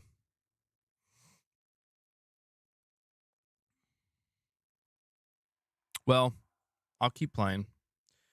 Let's pivot though. Let's pivot. Let's talk about is there no Tarnish, there's no member stream today. Today's stream is probably going to be shorter. honestly. There's really not a whole lot to, I mean, I've basically been talking about stuff that we've been talking about for a while. But I do have something here that you guys might be interested in. Um, have a report here from Push Square. The title says Call of Duty's future under Xbox leaves former director immensely worried.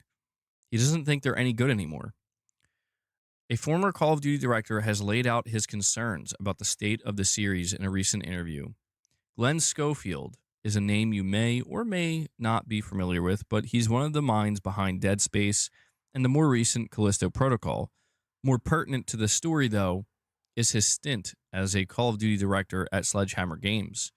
From 2009 to 2018, Glenn Schofield served as co-director on Call of Duty Modern Warfare 3, 2011, Call of Duty Advanced Warfare, and Call of Duty World War II. In an interview with VGC, Schofield answered a question about the franchise's future now that it's in Xbox's hands, and he's uncertain how things will go. I worry about it immensely. I really do. Because what's happening to Gears of War? Where's Halo? You know what I mean? And you look at EA, you look at these big companies, and I'm like, where's the Strike games? Where's this game? And there's so many that just fall by the wayside. His main concern seems to be that Xbox leadership will not be compatible with existing staff incentives and other cultural factors. Unfortunately, once you're assimilated by one of these companies, I think you take on some of their traits. The other thing is, I don't know, but I would imagine that Call of Duty's bonus system is out, and now you have theirs. And people are going to go, that isn't that. On top of that, he's worried that the loss of key creative leads will have an impact, citing his own departure as well as the likes of Michael Condrey, Sledgehammer's co-founder, and David Vonderhaar, longtime Call of Duty designer at Treyarch. I'll give you one selfish example. I hate doing this, but since I left Sledgehammer, none of those games have been very good. I mean, the last one from Sledgehammer, Modern Warfare 3 from 2023, was a 50. They still sell well, though. You know what happens, you move. I always wonder, why did you take that guy out? It's not going to work later. And very few times does that work. So, um, curious what you guys think about this. I mean, Glenn Schofield, he's the definition of an industry veteran. He's been around a long time. A long time. And he's been responsible for a lot of great games. I think it's funny that he kind of like just straight up threw some shade at Sledgehammer being like, yeah, you know, ever since I left, their games have been shit, bro. Um, but there was one thing he said here that really caught my attention. And then it's funny because it's like, dude, I've been saying this for a long time. I've been saying this for a long, long time. He says, I worry about them immensely. I really do. Because what's happening to Gears of War? Where's Halo? You know what I mean? And he talks about their big franchises and how he basically points out how Microsoft has failed to shepherd their own franchises. Why would we have any confidence in them shepherding external franchises? You know? And he mentioned something about the bonus system, which is fascinating to me. Not sure if that changed, but I've been talking about this for quite some time about how I feel like it is not a matter of if, it's just a matter of when it comes to things going wrong for Call of Duty. I'm not, I don't even think that what's happening now is bad enough to really cause long term. Like, I don't think that what we're seeing with Black Ops 7 is like, oh, here it is. Like, now it's failing. I don't see it that way. I think it's going to take longer. I think it's going to take a greater amount of erosion. Um, I think Call of Duty, you know, there's like this mentality that it's too big to fail. Um, my opinion is that when the day comes where something truly goes wrong with Call of Duty, and remember I'm saying this because I think this is the most likely thing that will occur in the next 2 to 4 years. We're gonna get the news that Call of Duty's not releasing. It's not releasing. because there is no Call of Duty. Because they run into the same problem that they've ran into numerous times where, like, if you look at Modern Warfare 3 in 2023, that was supposed to be literally a DLC. That was supposed to be a premium expansion that went, that was an add-on to Modern Warfare 2. But they just decided, fuck it, we're just going to sell it as a game. And it got criticized. I mean, it's still sold. That's true what he says. Like, it's still sold, but they got criticized to hell and back. Where it's like, you just decided to release a DLC. What's up, digital dude? You just decided to release a DLC at full price and charge it as a whole separate game. You know, it's worth paying attention to stuff like this because they run into problems. Black Ops 4. Black Ops 4 didn't have a campaign because it got cut. And they were like, what are we going to do? And like, we're just going to release a full Call of Duty game with no single player. They've run into these problems time and time again where trying to create a AAA shooter like this that's not a sports title, and when I say not a sports title, I mean literally not the same exact thing. Like, you're trying to change the setting, you're trying to have different weapons, you're trying to create different maps year in and year out, a different single player campaign, a different story. This machine has been well oiled, but it's been at a high risk for many years of just stopping. And that stopping is that stoppage, it's going to happen. And Microsoft's not going to know what to do. And I'm not even saying that will be the worst thing, but I'm just saying, like, there's going to be a time where they're going to have to make a decision where it's like, okay, we have 60% of a game done and we're supposed to launch it in 2 months. We're either going to just pull the trigger and say, fuck it, we're putting this game out at 65% and we're just going to eat it because we know it'll sell because it's Call of Duty.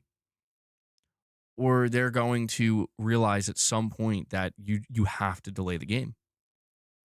Like, you just can't put it out. It's not done. And the problem for Microsoft is the same problem that Activision was running into, which is, why do you think Activision panicked and said, even though this is literally a DLC, we need to charge full price? They panicked because they realized that, oh my God, we're going to have a year without Call of Duty? Do you know what that's going to do to our numbers? And that's what Microsoft is going to face eventually. And I'm really curious to see how they handle that when it occurs, because again, like, Activision figured it out barely. A lot of times they got crushed for it, but it's still sold. So they might just brute force their way through. You know? The real Snake Plissken, you're saying drop a shit one like they've done before with Infinite. Then next year's is a Modern Warfare style Call of Duty that everyone creams over again. Sensationalism is crazy. I mean, that's the thing, dude. Like, I do think people are not aware that next year's game is going to be Modern Warfare 4. And yeah, people are going to go. I'm fairly certain, like, a lot of people are going to leave Battlefield. Like, I think Battlefield takes this year. But I think when they see that, they're going to be like, oh, wait, yeah, Modern Warfare Call of Duty, let's go. You know, like, it's been too long. It's been 2 years. I think, like, it's more along the lines of, we know how Activision, underneath Bobby Kotick, right, with him being the CEO of Activision, we know how they would change things. Or not change things, but, like, when they run into problems, like, here's what we're going to do. We haven't seen that with Microsoft yet. And I'm very curious to see how this goes. What you're saying, MW3 was ass, though, MBG. What are you talking about? Modern Warfare 3 shouldn't have been DLC. You saying it was ass, I feel like that implies it. Oh, it should have been DLC is what you meant to say. Well, what's weird about Modern Warfare 3, from what I remember, is people were praising Sledgehammer in how they handled it as a live service. Like apparently they gave it great support and people liked it. I didn't really play it, but they gave it great support and people liked that. What they didn't like was that it was released as a full game when it definitely was not a full game. It was like a DLC. And all the maps, like that's the thing that the maps I remember for Modern Warfare 3 were just Modern Warfare 2 remastered maps, all 16. And I'm like, that's bad. Like that's what I'm talking about. Where it's like you guys are running out. You're running like you're expending this. Like every time, okay, remaster Modern Warfare 2 maps. So when you run into the problem again, what the fuck are you gonna do? Remaster all of Call of Duty Ghosts maps? You know, it's like you're burning the candle at both ends. And the thing that is important to understand is Microsoft is not going to accept a year without Call of Duty. That's what I'm trying to point out here. You know, did they see the Mirage DLC success and told themselves, let's do Modern Warfare 3 as DLC? I mean, look at Mirage's success.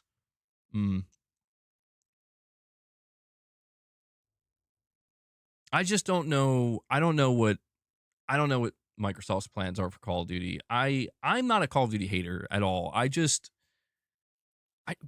feel like it's had its Call of Duty's been in the sun for 20 plus years now, man. And I'm like, how much longer can this really go on for? Because like at some point, there's going to be a nosedive. And yeah, we look back at like Infinite Warfare, and that's what I mean. Like, so how did they save that? Modern Warfare Remastered. You're obsessed with blank Bobby, something to say? Wait, what do you mean?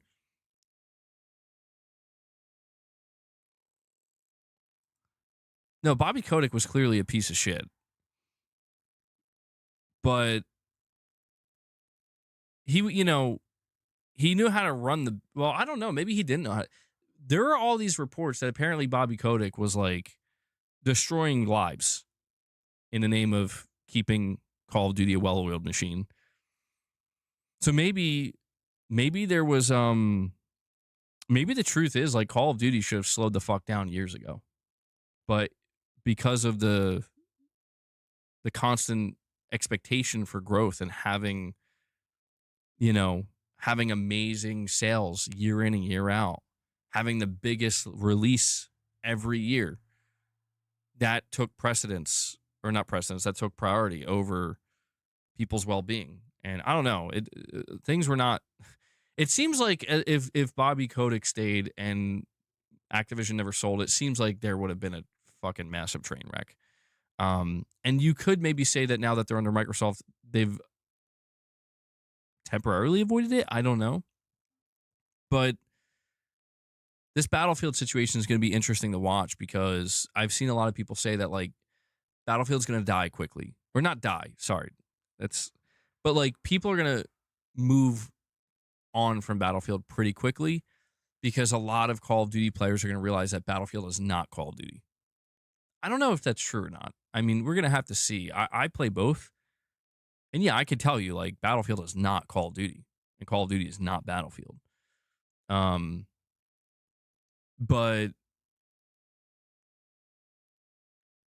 you're saying when Black Ops 7 underperforms, how many layoffs do you predict? Well, I don't know. I mean, I don't know, man. Like that's when shit starts to get spooky for Microsoft. Like if you start to see Call of Duty underperform, that shit's going to get spooky really quickly.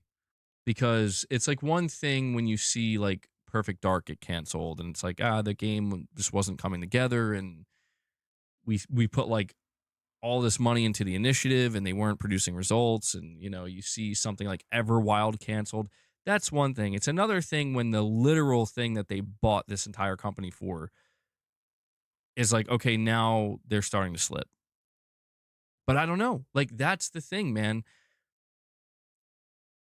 The way Treyarch has been behaving with Black Ops 7, it makes me think like they're on the fucking ropes. Like they are in full panic mode. Like they're like, I mean, they fucking removed skill-based matchmaking. I couldn't, I just still can't believe that. Like, what? You guys ignored the Call of Duty community for the last decade when it comes to skill-based matchmaking, and just like that, on the turn of a dime, you're like, yeah, we're just gonna turn it off now. We're just gonna disable. That's what you guys want, right? And I mean, it does highlight the nature of how good competition can be, but it's like, bro, how bad are things that you guys are just immediately diving into all these things? Like, oh, you want us to change the skins? We'll change the skins. Oh, you you don't want skill-based matchmaking? Okay, we ignored you for the past 10 years, but now we hear you. You know? Like, oh, you don't want silly crossovers? Okay, we're not doing that anymore. It's like, that's crazy, bro. Like, what's going on? How bad are things looking for this game? I don't know. And we have Hanzo, Prince Irfan G. Riza. He comes in, he drops a member gift.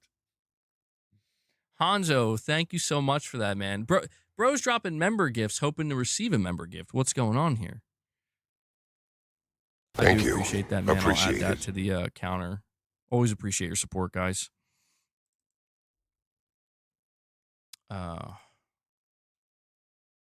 It's not time, boss.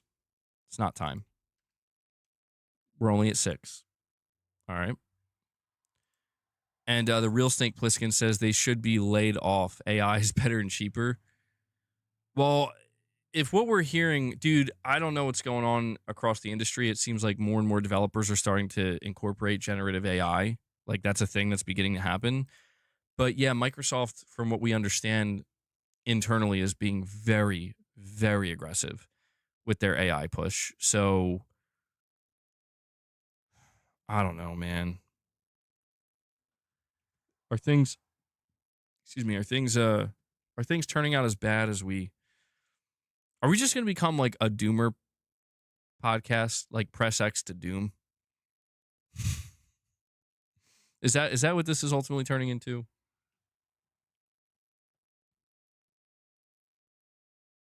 Well, I mean, they probably are going to have layoffs, dude. I do believe what that Sneakers SO guy said. He said that there's going to be mass layoffs coming Q1. No, boss. You can't come this way. You can't come this way. Don't no. Dude, who do you think you are? No. Stop. Stop.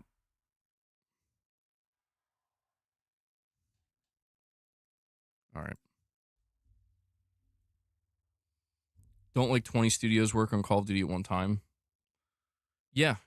Yeah. They have, I mean, I remember when Microsoft clapped back at Sony and they were like, "Why don't you just make your own Call of Duty?" And Sony was like, "Are you crazy? Like, there's no way we could do that. We would need like every one of our studios to start working on one game. Like, it's just not possible." Stop, dude, stop. Fine. Goodwill gesture here.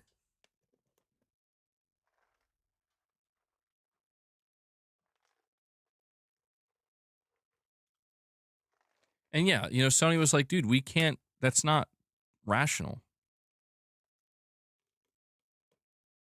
Like, that's not really a possibility." And it took Activision, over the course of many, many years, converting one studio after another into, you know, into Call of Duty support studios. It's like, yeah, we have to just keep this machine going. I don't think anybody would want to see that happen to other publishers, but I don't know. I mean, are you guys worried about Call of Duty underneath Microsoft? I have to be honest, like, I'm not that worried about it, just because I feel like Call of Duty, I've said before, like, I don't know how they're still the top dog, or like in the, top 3. I don't know. I say this as a non-hater. It's crazy to me that they're still this relevant, Call of Duty, that is. And I think just the natural way of things is, you had a 20 plus year run. Maybe you can get another 5 years. Maybe you can go another decade. I mean, who knows? Maybe it'll be a 30-year run. But it's like at some point you're gonna come down. You know, if Sneakers SO is correct, Xbox will be betting even more on Call of Duty. And if Call of Duty starts to lose traction, Xbox might be in a bad place. And the real Snake Plissken says the future is one game per platform, like Fortnite. Oh my god. Oh my god. One game. Oh, you're probably right though. Well, like Steam doesn't really make games anymore, or Valve. Does Valve make games anymore? I don't actually know if they do. And Luckspace comes in. Luckspace coming in out of nowhere, being like, "Hey man, I see you're sitting at 6 members. We got to get that number up. We got to pump the numbers up a little bit." He drops 5 more membership gifts for you guys. And again, a reminder, if you get gifted a membership, go check out the last member stream we did. It was a nearly 3-hour episode of Morning with the Misses. It's very different from the usual content we do. So if you're looking for something different and you happen to get a membership gift, go check that out. So Luckspace.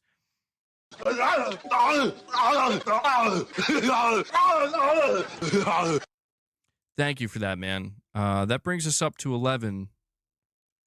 We'll see if we can keep it going. If you guys want to get a member train going, we've been doing that the past couple streams. Appreciate it. Irfan says, me with the members content. Let me in. Yeah. Maybe one day, Irfan. One day.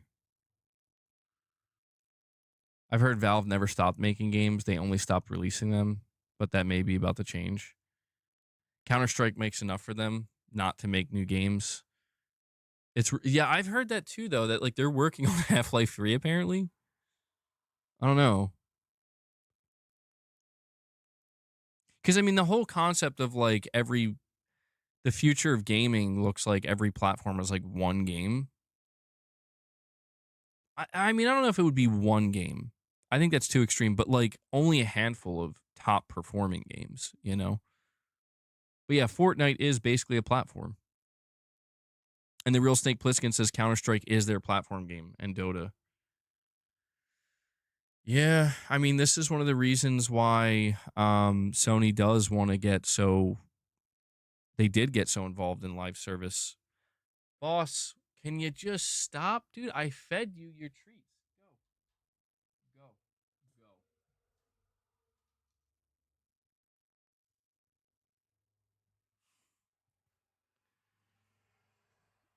Go. Roblox versus Fortnite. Oh, holy shit, that's cursed. That's super cursed, man.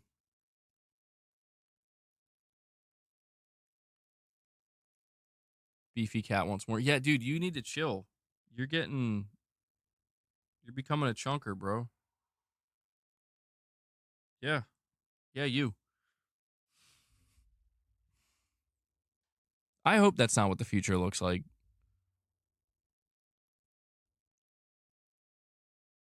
Did you say tase the cat? It's trending. Oh, tase the cat.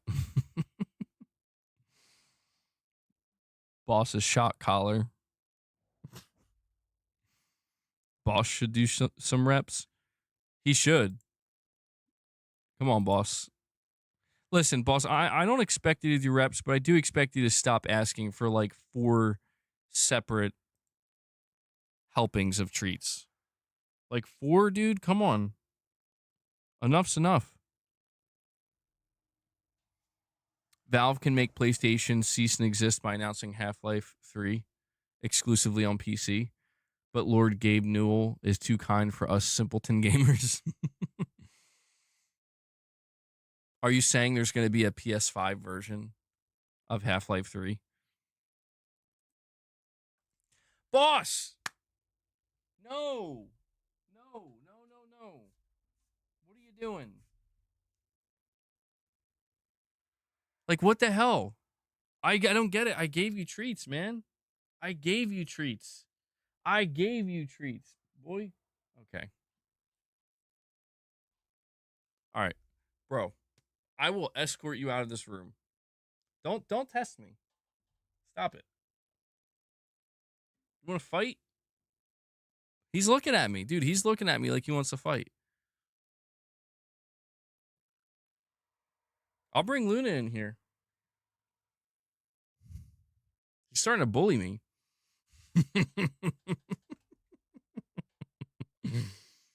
My Hassan moment. That's funny shit.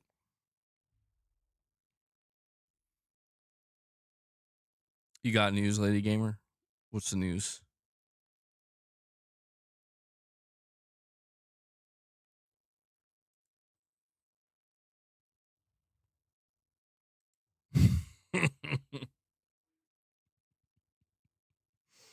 The Deceiver, that's funny. Yeah, I saw that trending too. What's going on? I feel like there's always something crazy going on over on Twitch.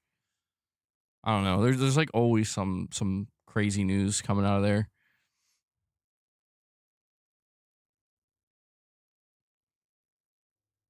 Oh, MacTube. Yeah, so I don't add people on my PSN list. However, I do want to let you guys know I did find out that the upcoming Metal Gear multiplayer. This is for anybody who has Metal Gear Solid Delta. The Metal Gear multiplayer will have closed matches that you can invite people through a room key or a server key. So we're gonna be getting some Metal Gear rounds going on. Okay, I hope you're ready. I am. I really hope it's good. It's gonna suck ass, isn't it? It's gonna be like the worst thing ever. No, come on, it's got to be good. They made us wait this long. The real Snake Plissken says Half-Life Alex never went to console VR, rated 96%. That's true, actually. I remember there were rumors of that for a while. MRPD, what's going on, man? Doing well. There were rumors for a while that Half-Life Alex was going to be making its way to PSVR 2, and it never came to fruition. Yo, that would make Sony go back to exclusivity. If Valve started releasing more games all of a sudden as like PC exclusives, like they're just not going to console, I think you would see Sony be like, maybe, dude, maybe Sony knew about Half-Life 3. Maybe this is why they were like, we have to send a gesture of goodwill to Gabe. You know, here are Sony games. We're blessing Steam with these Sony games. It's our token of gratitude, and goodwill. So when you want to release Half-Life 3, don't forget about PlayStation.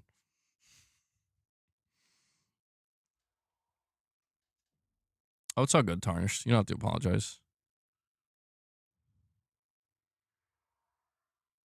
Valve definitely has some games in development. The Steam Deck card will be coming out in the next 2 years, and after that, hopefully, console-like device. Yeah, apparently they're working on. That's what's interesting about Steam or Valve is they're actually. It's ironic because they're looking to expand like beyond PC. Excuse me, in a way.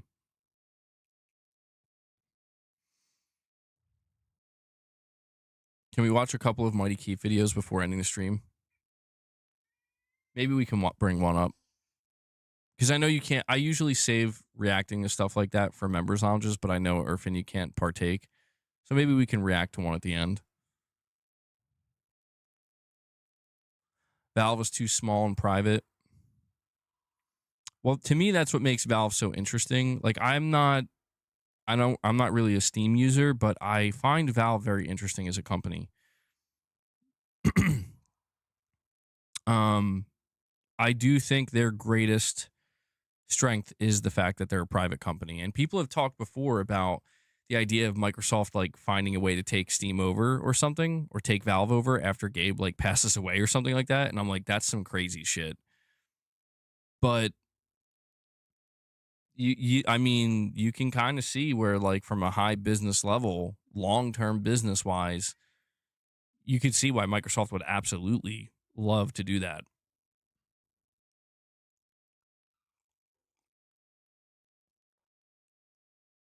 They'll get bullied eventually. You guys hear Boss Me Out? It's because he's getting mad at Luna.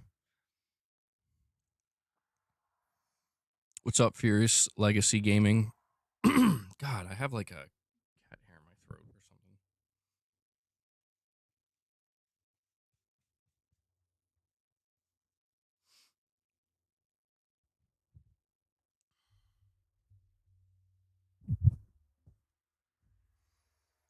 If Microsoft took over Valve, people would pretty much exit the store. It would be bad. It would be really bad. People would lose their minds. Dude, Gabe would never let that happen. Well, that's why people, when they talk about it like in a post Gabe world. Like,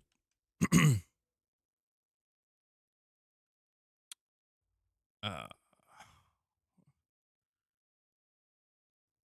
BBC reports on the disastrous development of Mind's Eye. What? Hold on. Hold on. What is this?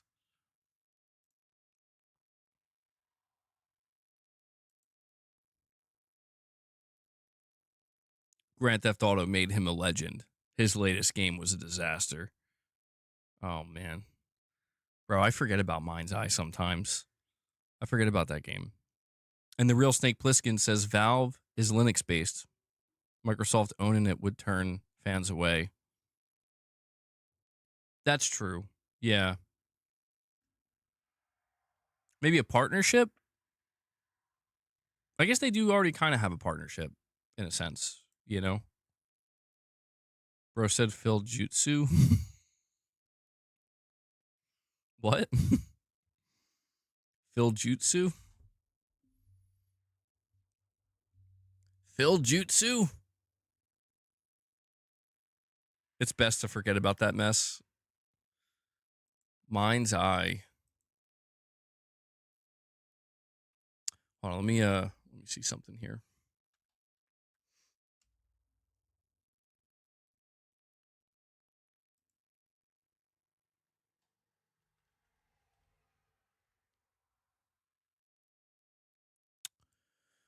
A major investigative report on Bill the Rocket Boy and Leslie Benzies has been published by the BBC News.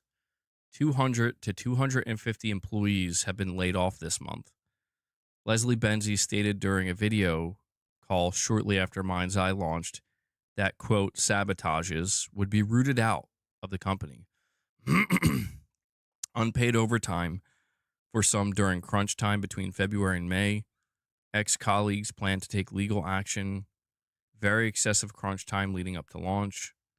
People who tried to speak up were mocked and dismissed, laughed at in meetings. Leslie personally interfered, if I could not have a problem speaking right now. Leslie personally interfered in small details of development. Whenever he noticed something, he'd have written down as a Leslie ticket named after him. These could be anything from tiny visual tweaks to major changes like removing missions. These would have been handled regardless of what staff were doing immediately. Constant knee-jerk reactions from bosses, impulsive changes all the time without explanation. Jesus. Holy shit, this sounds like a nightmare, bro. What happened? Raven X0, a member for 14 months, says, what are the next set of games you'll be playing after finishing Yote? A lot of games coming out in the first half of 2026. Looking forward to it.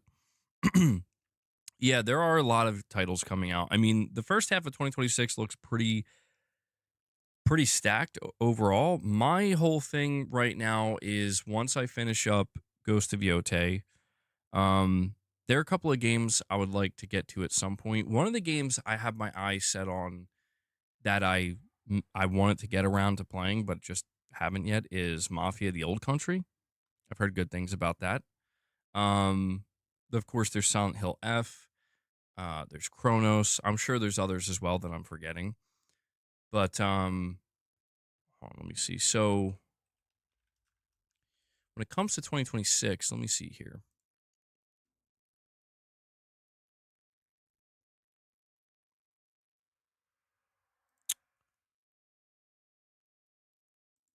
Video games in 2026. So I'm looking at January.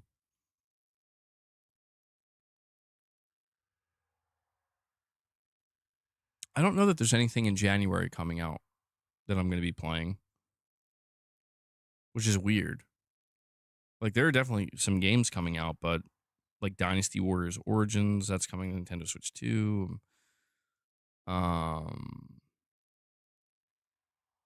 I hate this place. Code Vein 2 in February. Neo 3 is coming out on February 6th. Oh, High on Life 2. I forgot about that one. Resident Evil Requiem is the big one for February. March, Crimson Desert. Soros, 007 First Light. You know what's weird? There's not nearly as many games announced with release dates for 2027. Or sorry, 2026 as I thought. I thought there was more than that. Yeah, there's some big ones, though.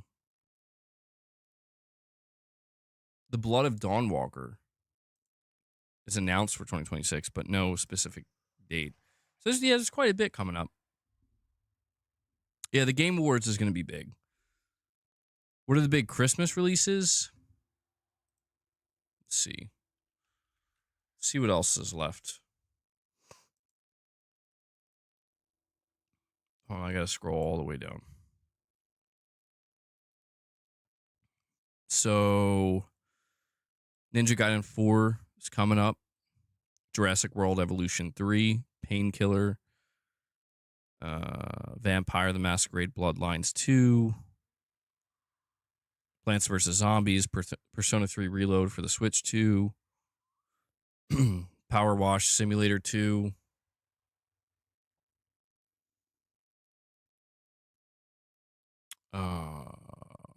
A lot of smaller games. Too many to. I can't go down the entire list here. They have the Outer Worlds 2, Arc Raiders. These are all games that still have yet to release this month. Mortal Kombat Legacy Collection.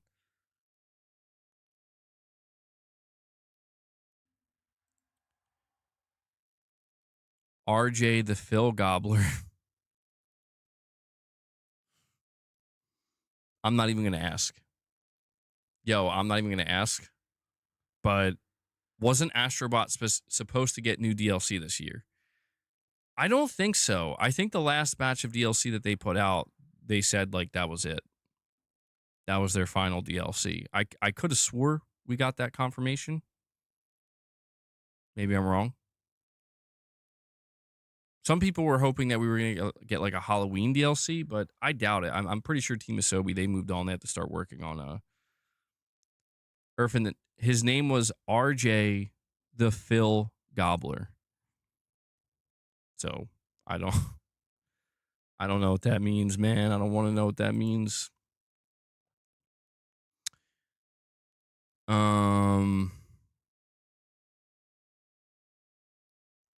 Seeing what other like big releases are left for this year. PUBG is, I guess, getting like a kind of soft re-release for PS5 and Xbox Series consoles on November 13th.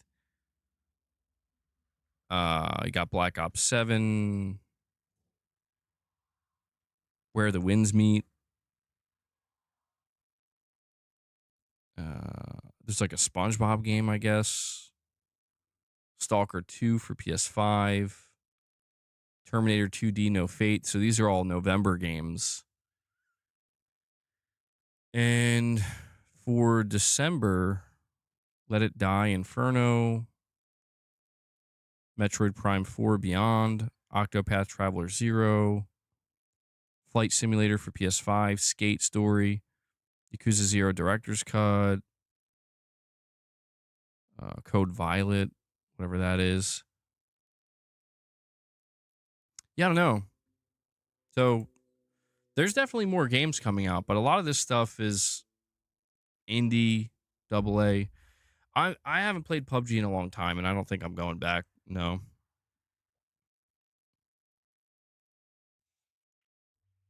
Oh, damn, Titus. Damn.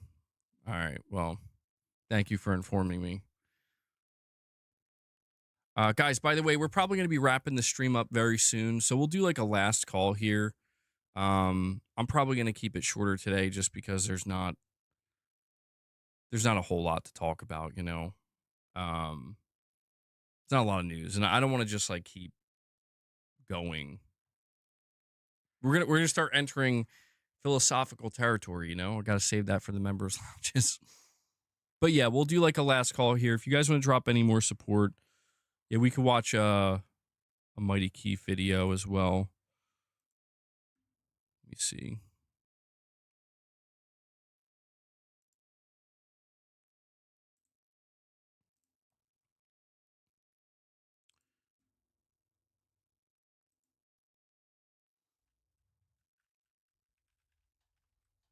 Let's see.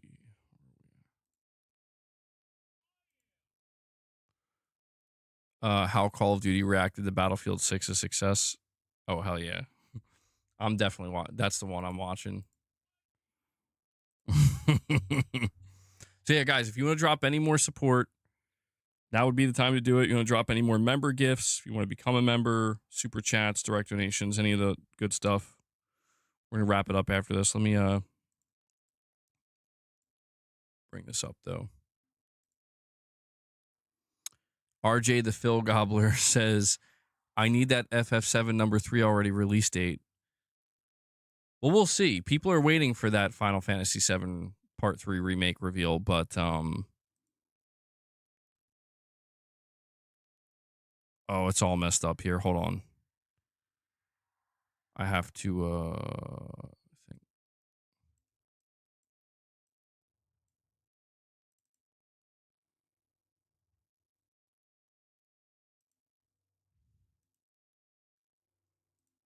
I have to fix this though.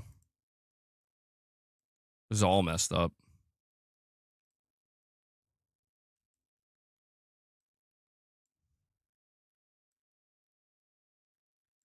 So that's good.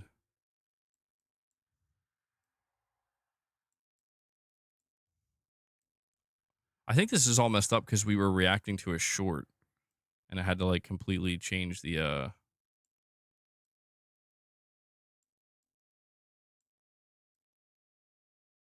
okay. No, something's not right. Why is this look like this? Hold on, guys.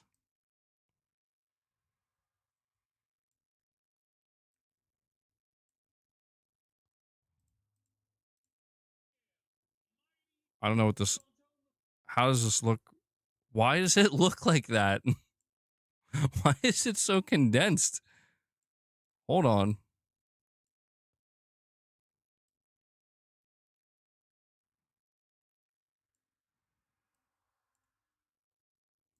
Maybe I can whoa. Okay. Oh, there we go. Okay. All right. We got it. We fixed it. All right, let's try again. Yeah, I had it ultra wide, bro. All right, so this one is titled How Call of Duty Reacted to Battlefield 6's Success.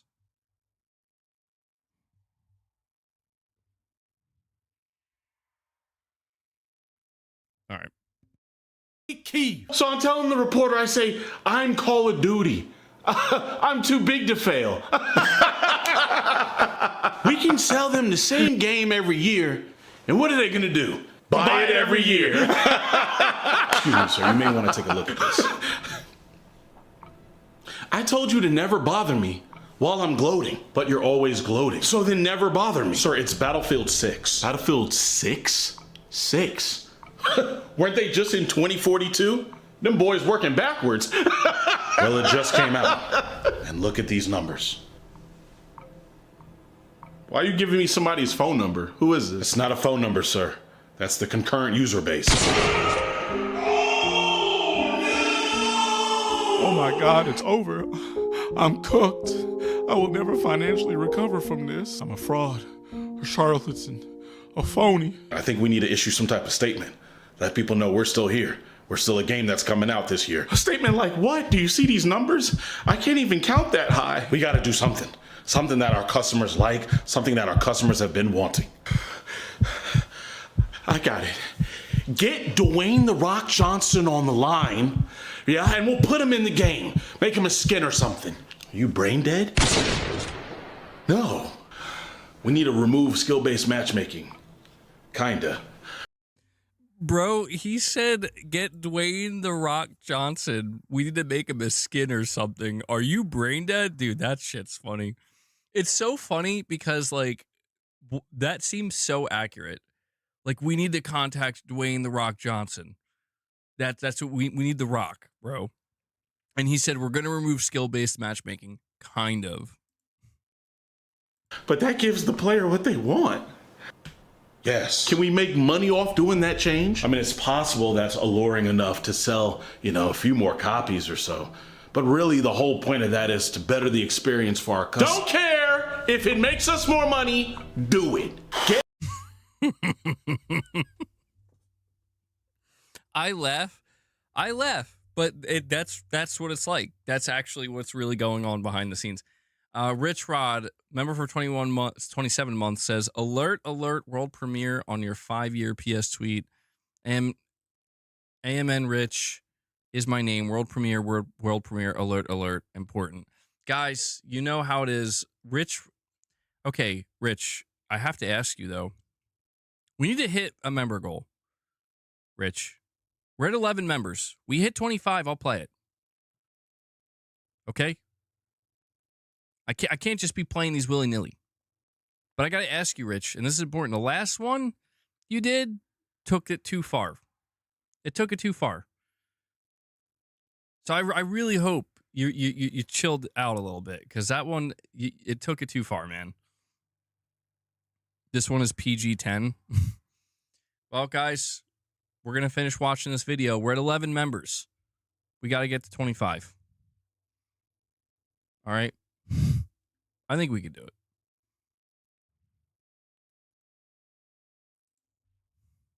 Get Xbox on the line and tell them to raise the price of Game Pass so we can make more money on that avenue. Sir, they just raised Game Pass $10. Tell them to raise it again. Sir, we are already at a record low player base. Don't you think we need to start implementing changes that are in the better interest for our players rather than the better interests of our company and money? No. I can't believe what I'm seeing. Battlefield 6? No. No, I don't think we should, dude. That was so funny. Just a flat out no. Game doesn't even have a ranked mode. Most of the people that play Battlefield 6 are not trying to sweat. They just want to be immersed in an incredible combat experience with them and their friends so they can share stories tomorrow, next week, a month from now, a year from now, decades from now. That's what keeps getting the player base back. It's not all about ranked mode and just being better than someone else. We're never going to financially recover from this. Or that's just crazy. Lame. Oh, that's some good shit, dude. That was good. It's pretty much like that. It seems like that's pretty accurate. Pretty true to what's going on behind the scenes with Call of Duty. Oh. Devil Shooter, what's this? What is this you're sending me?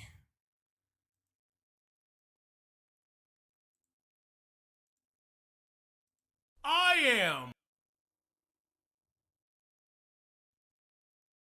Oh yeah, we reacted to this one already. This one was good. How Xbox fans reacted to the Game Pass price hike.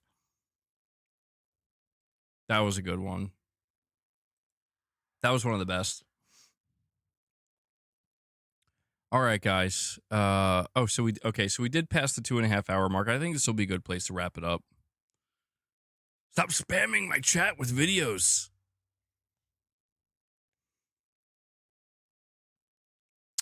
Hold on, let me fix this real quick.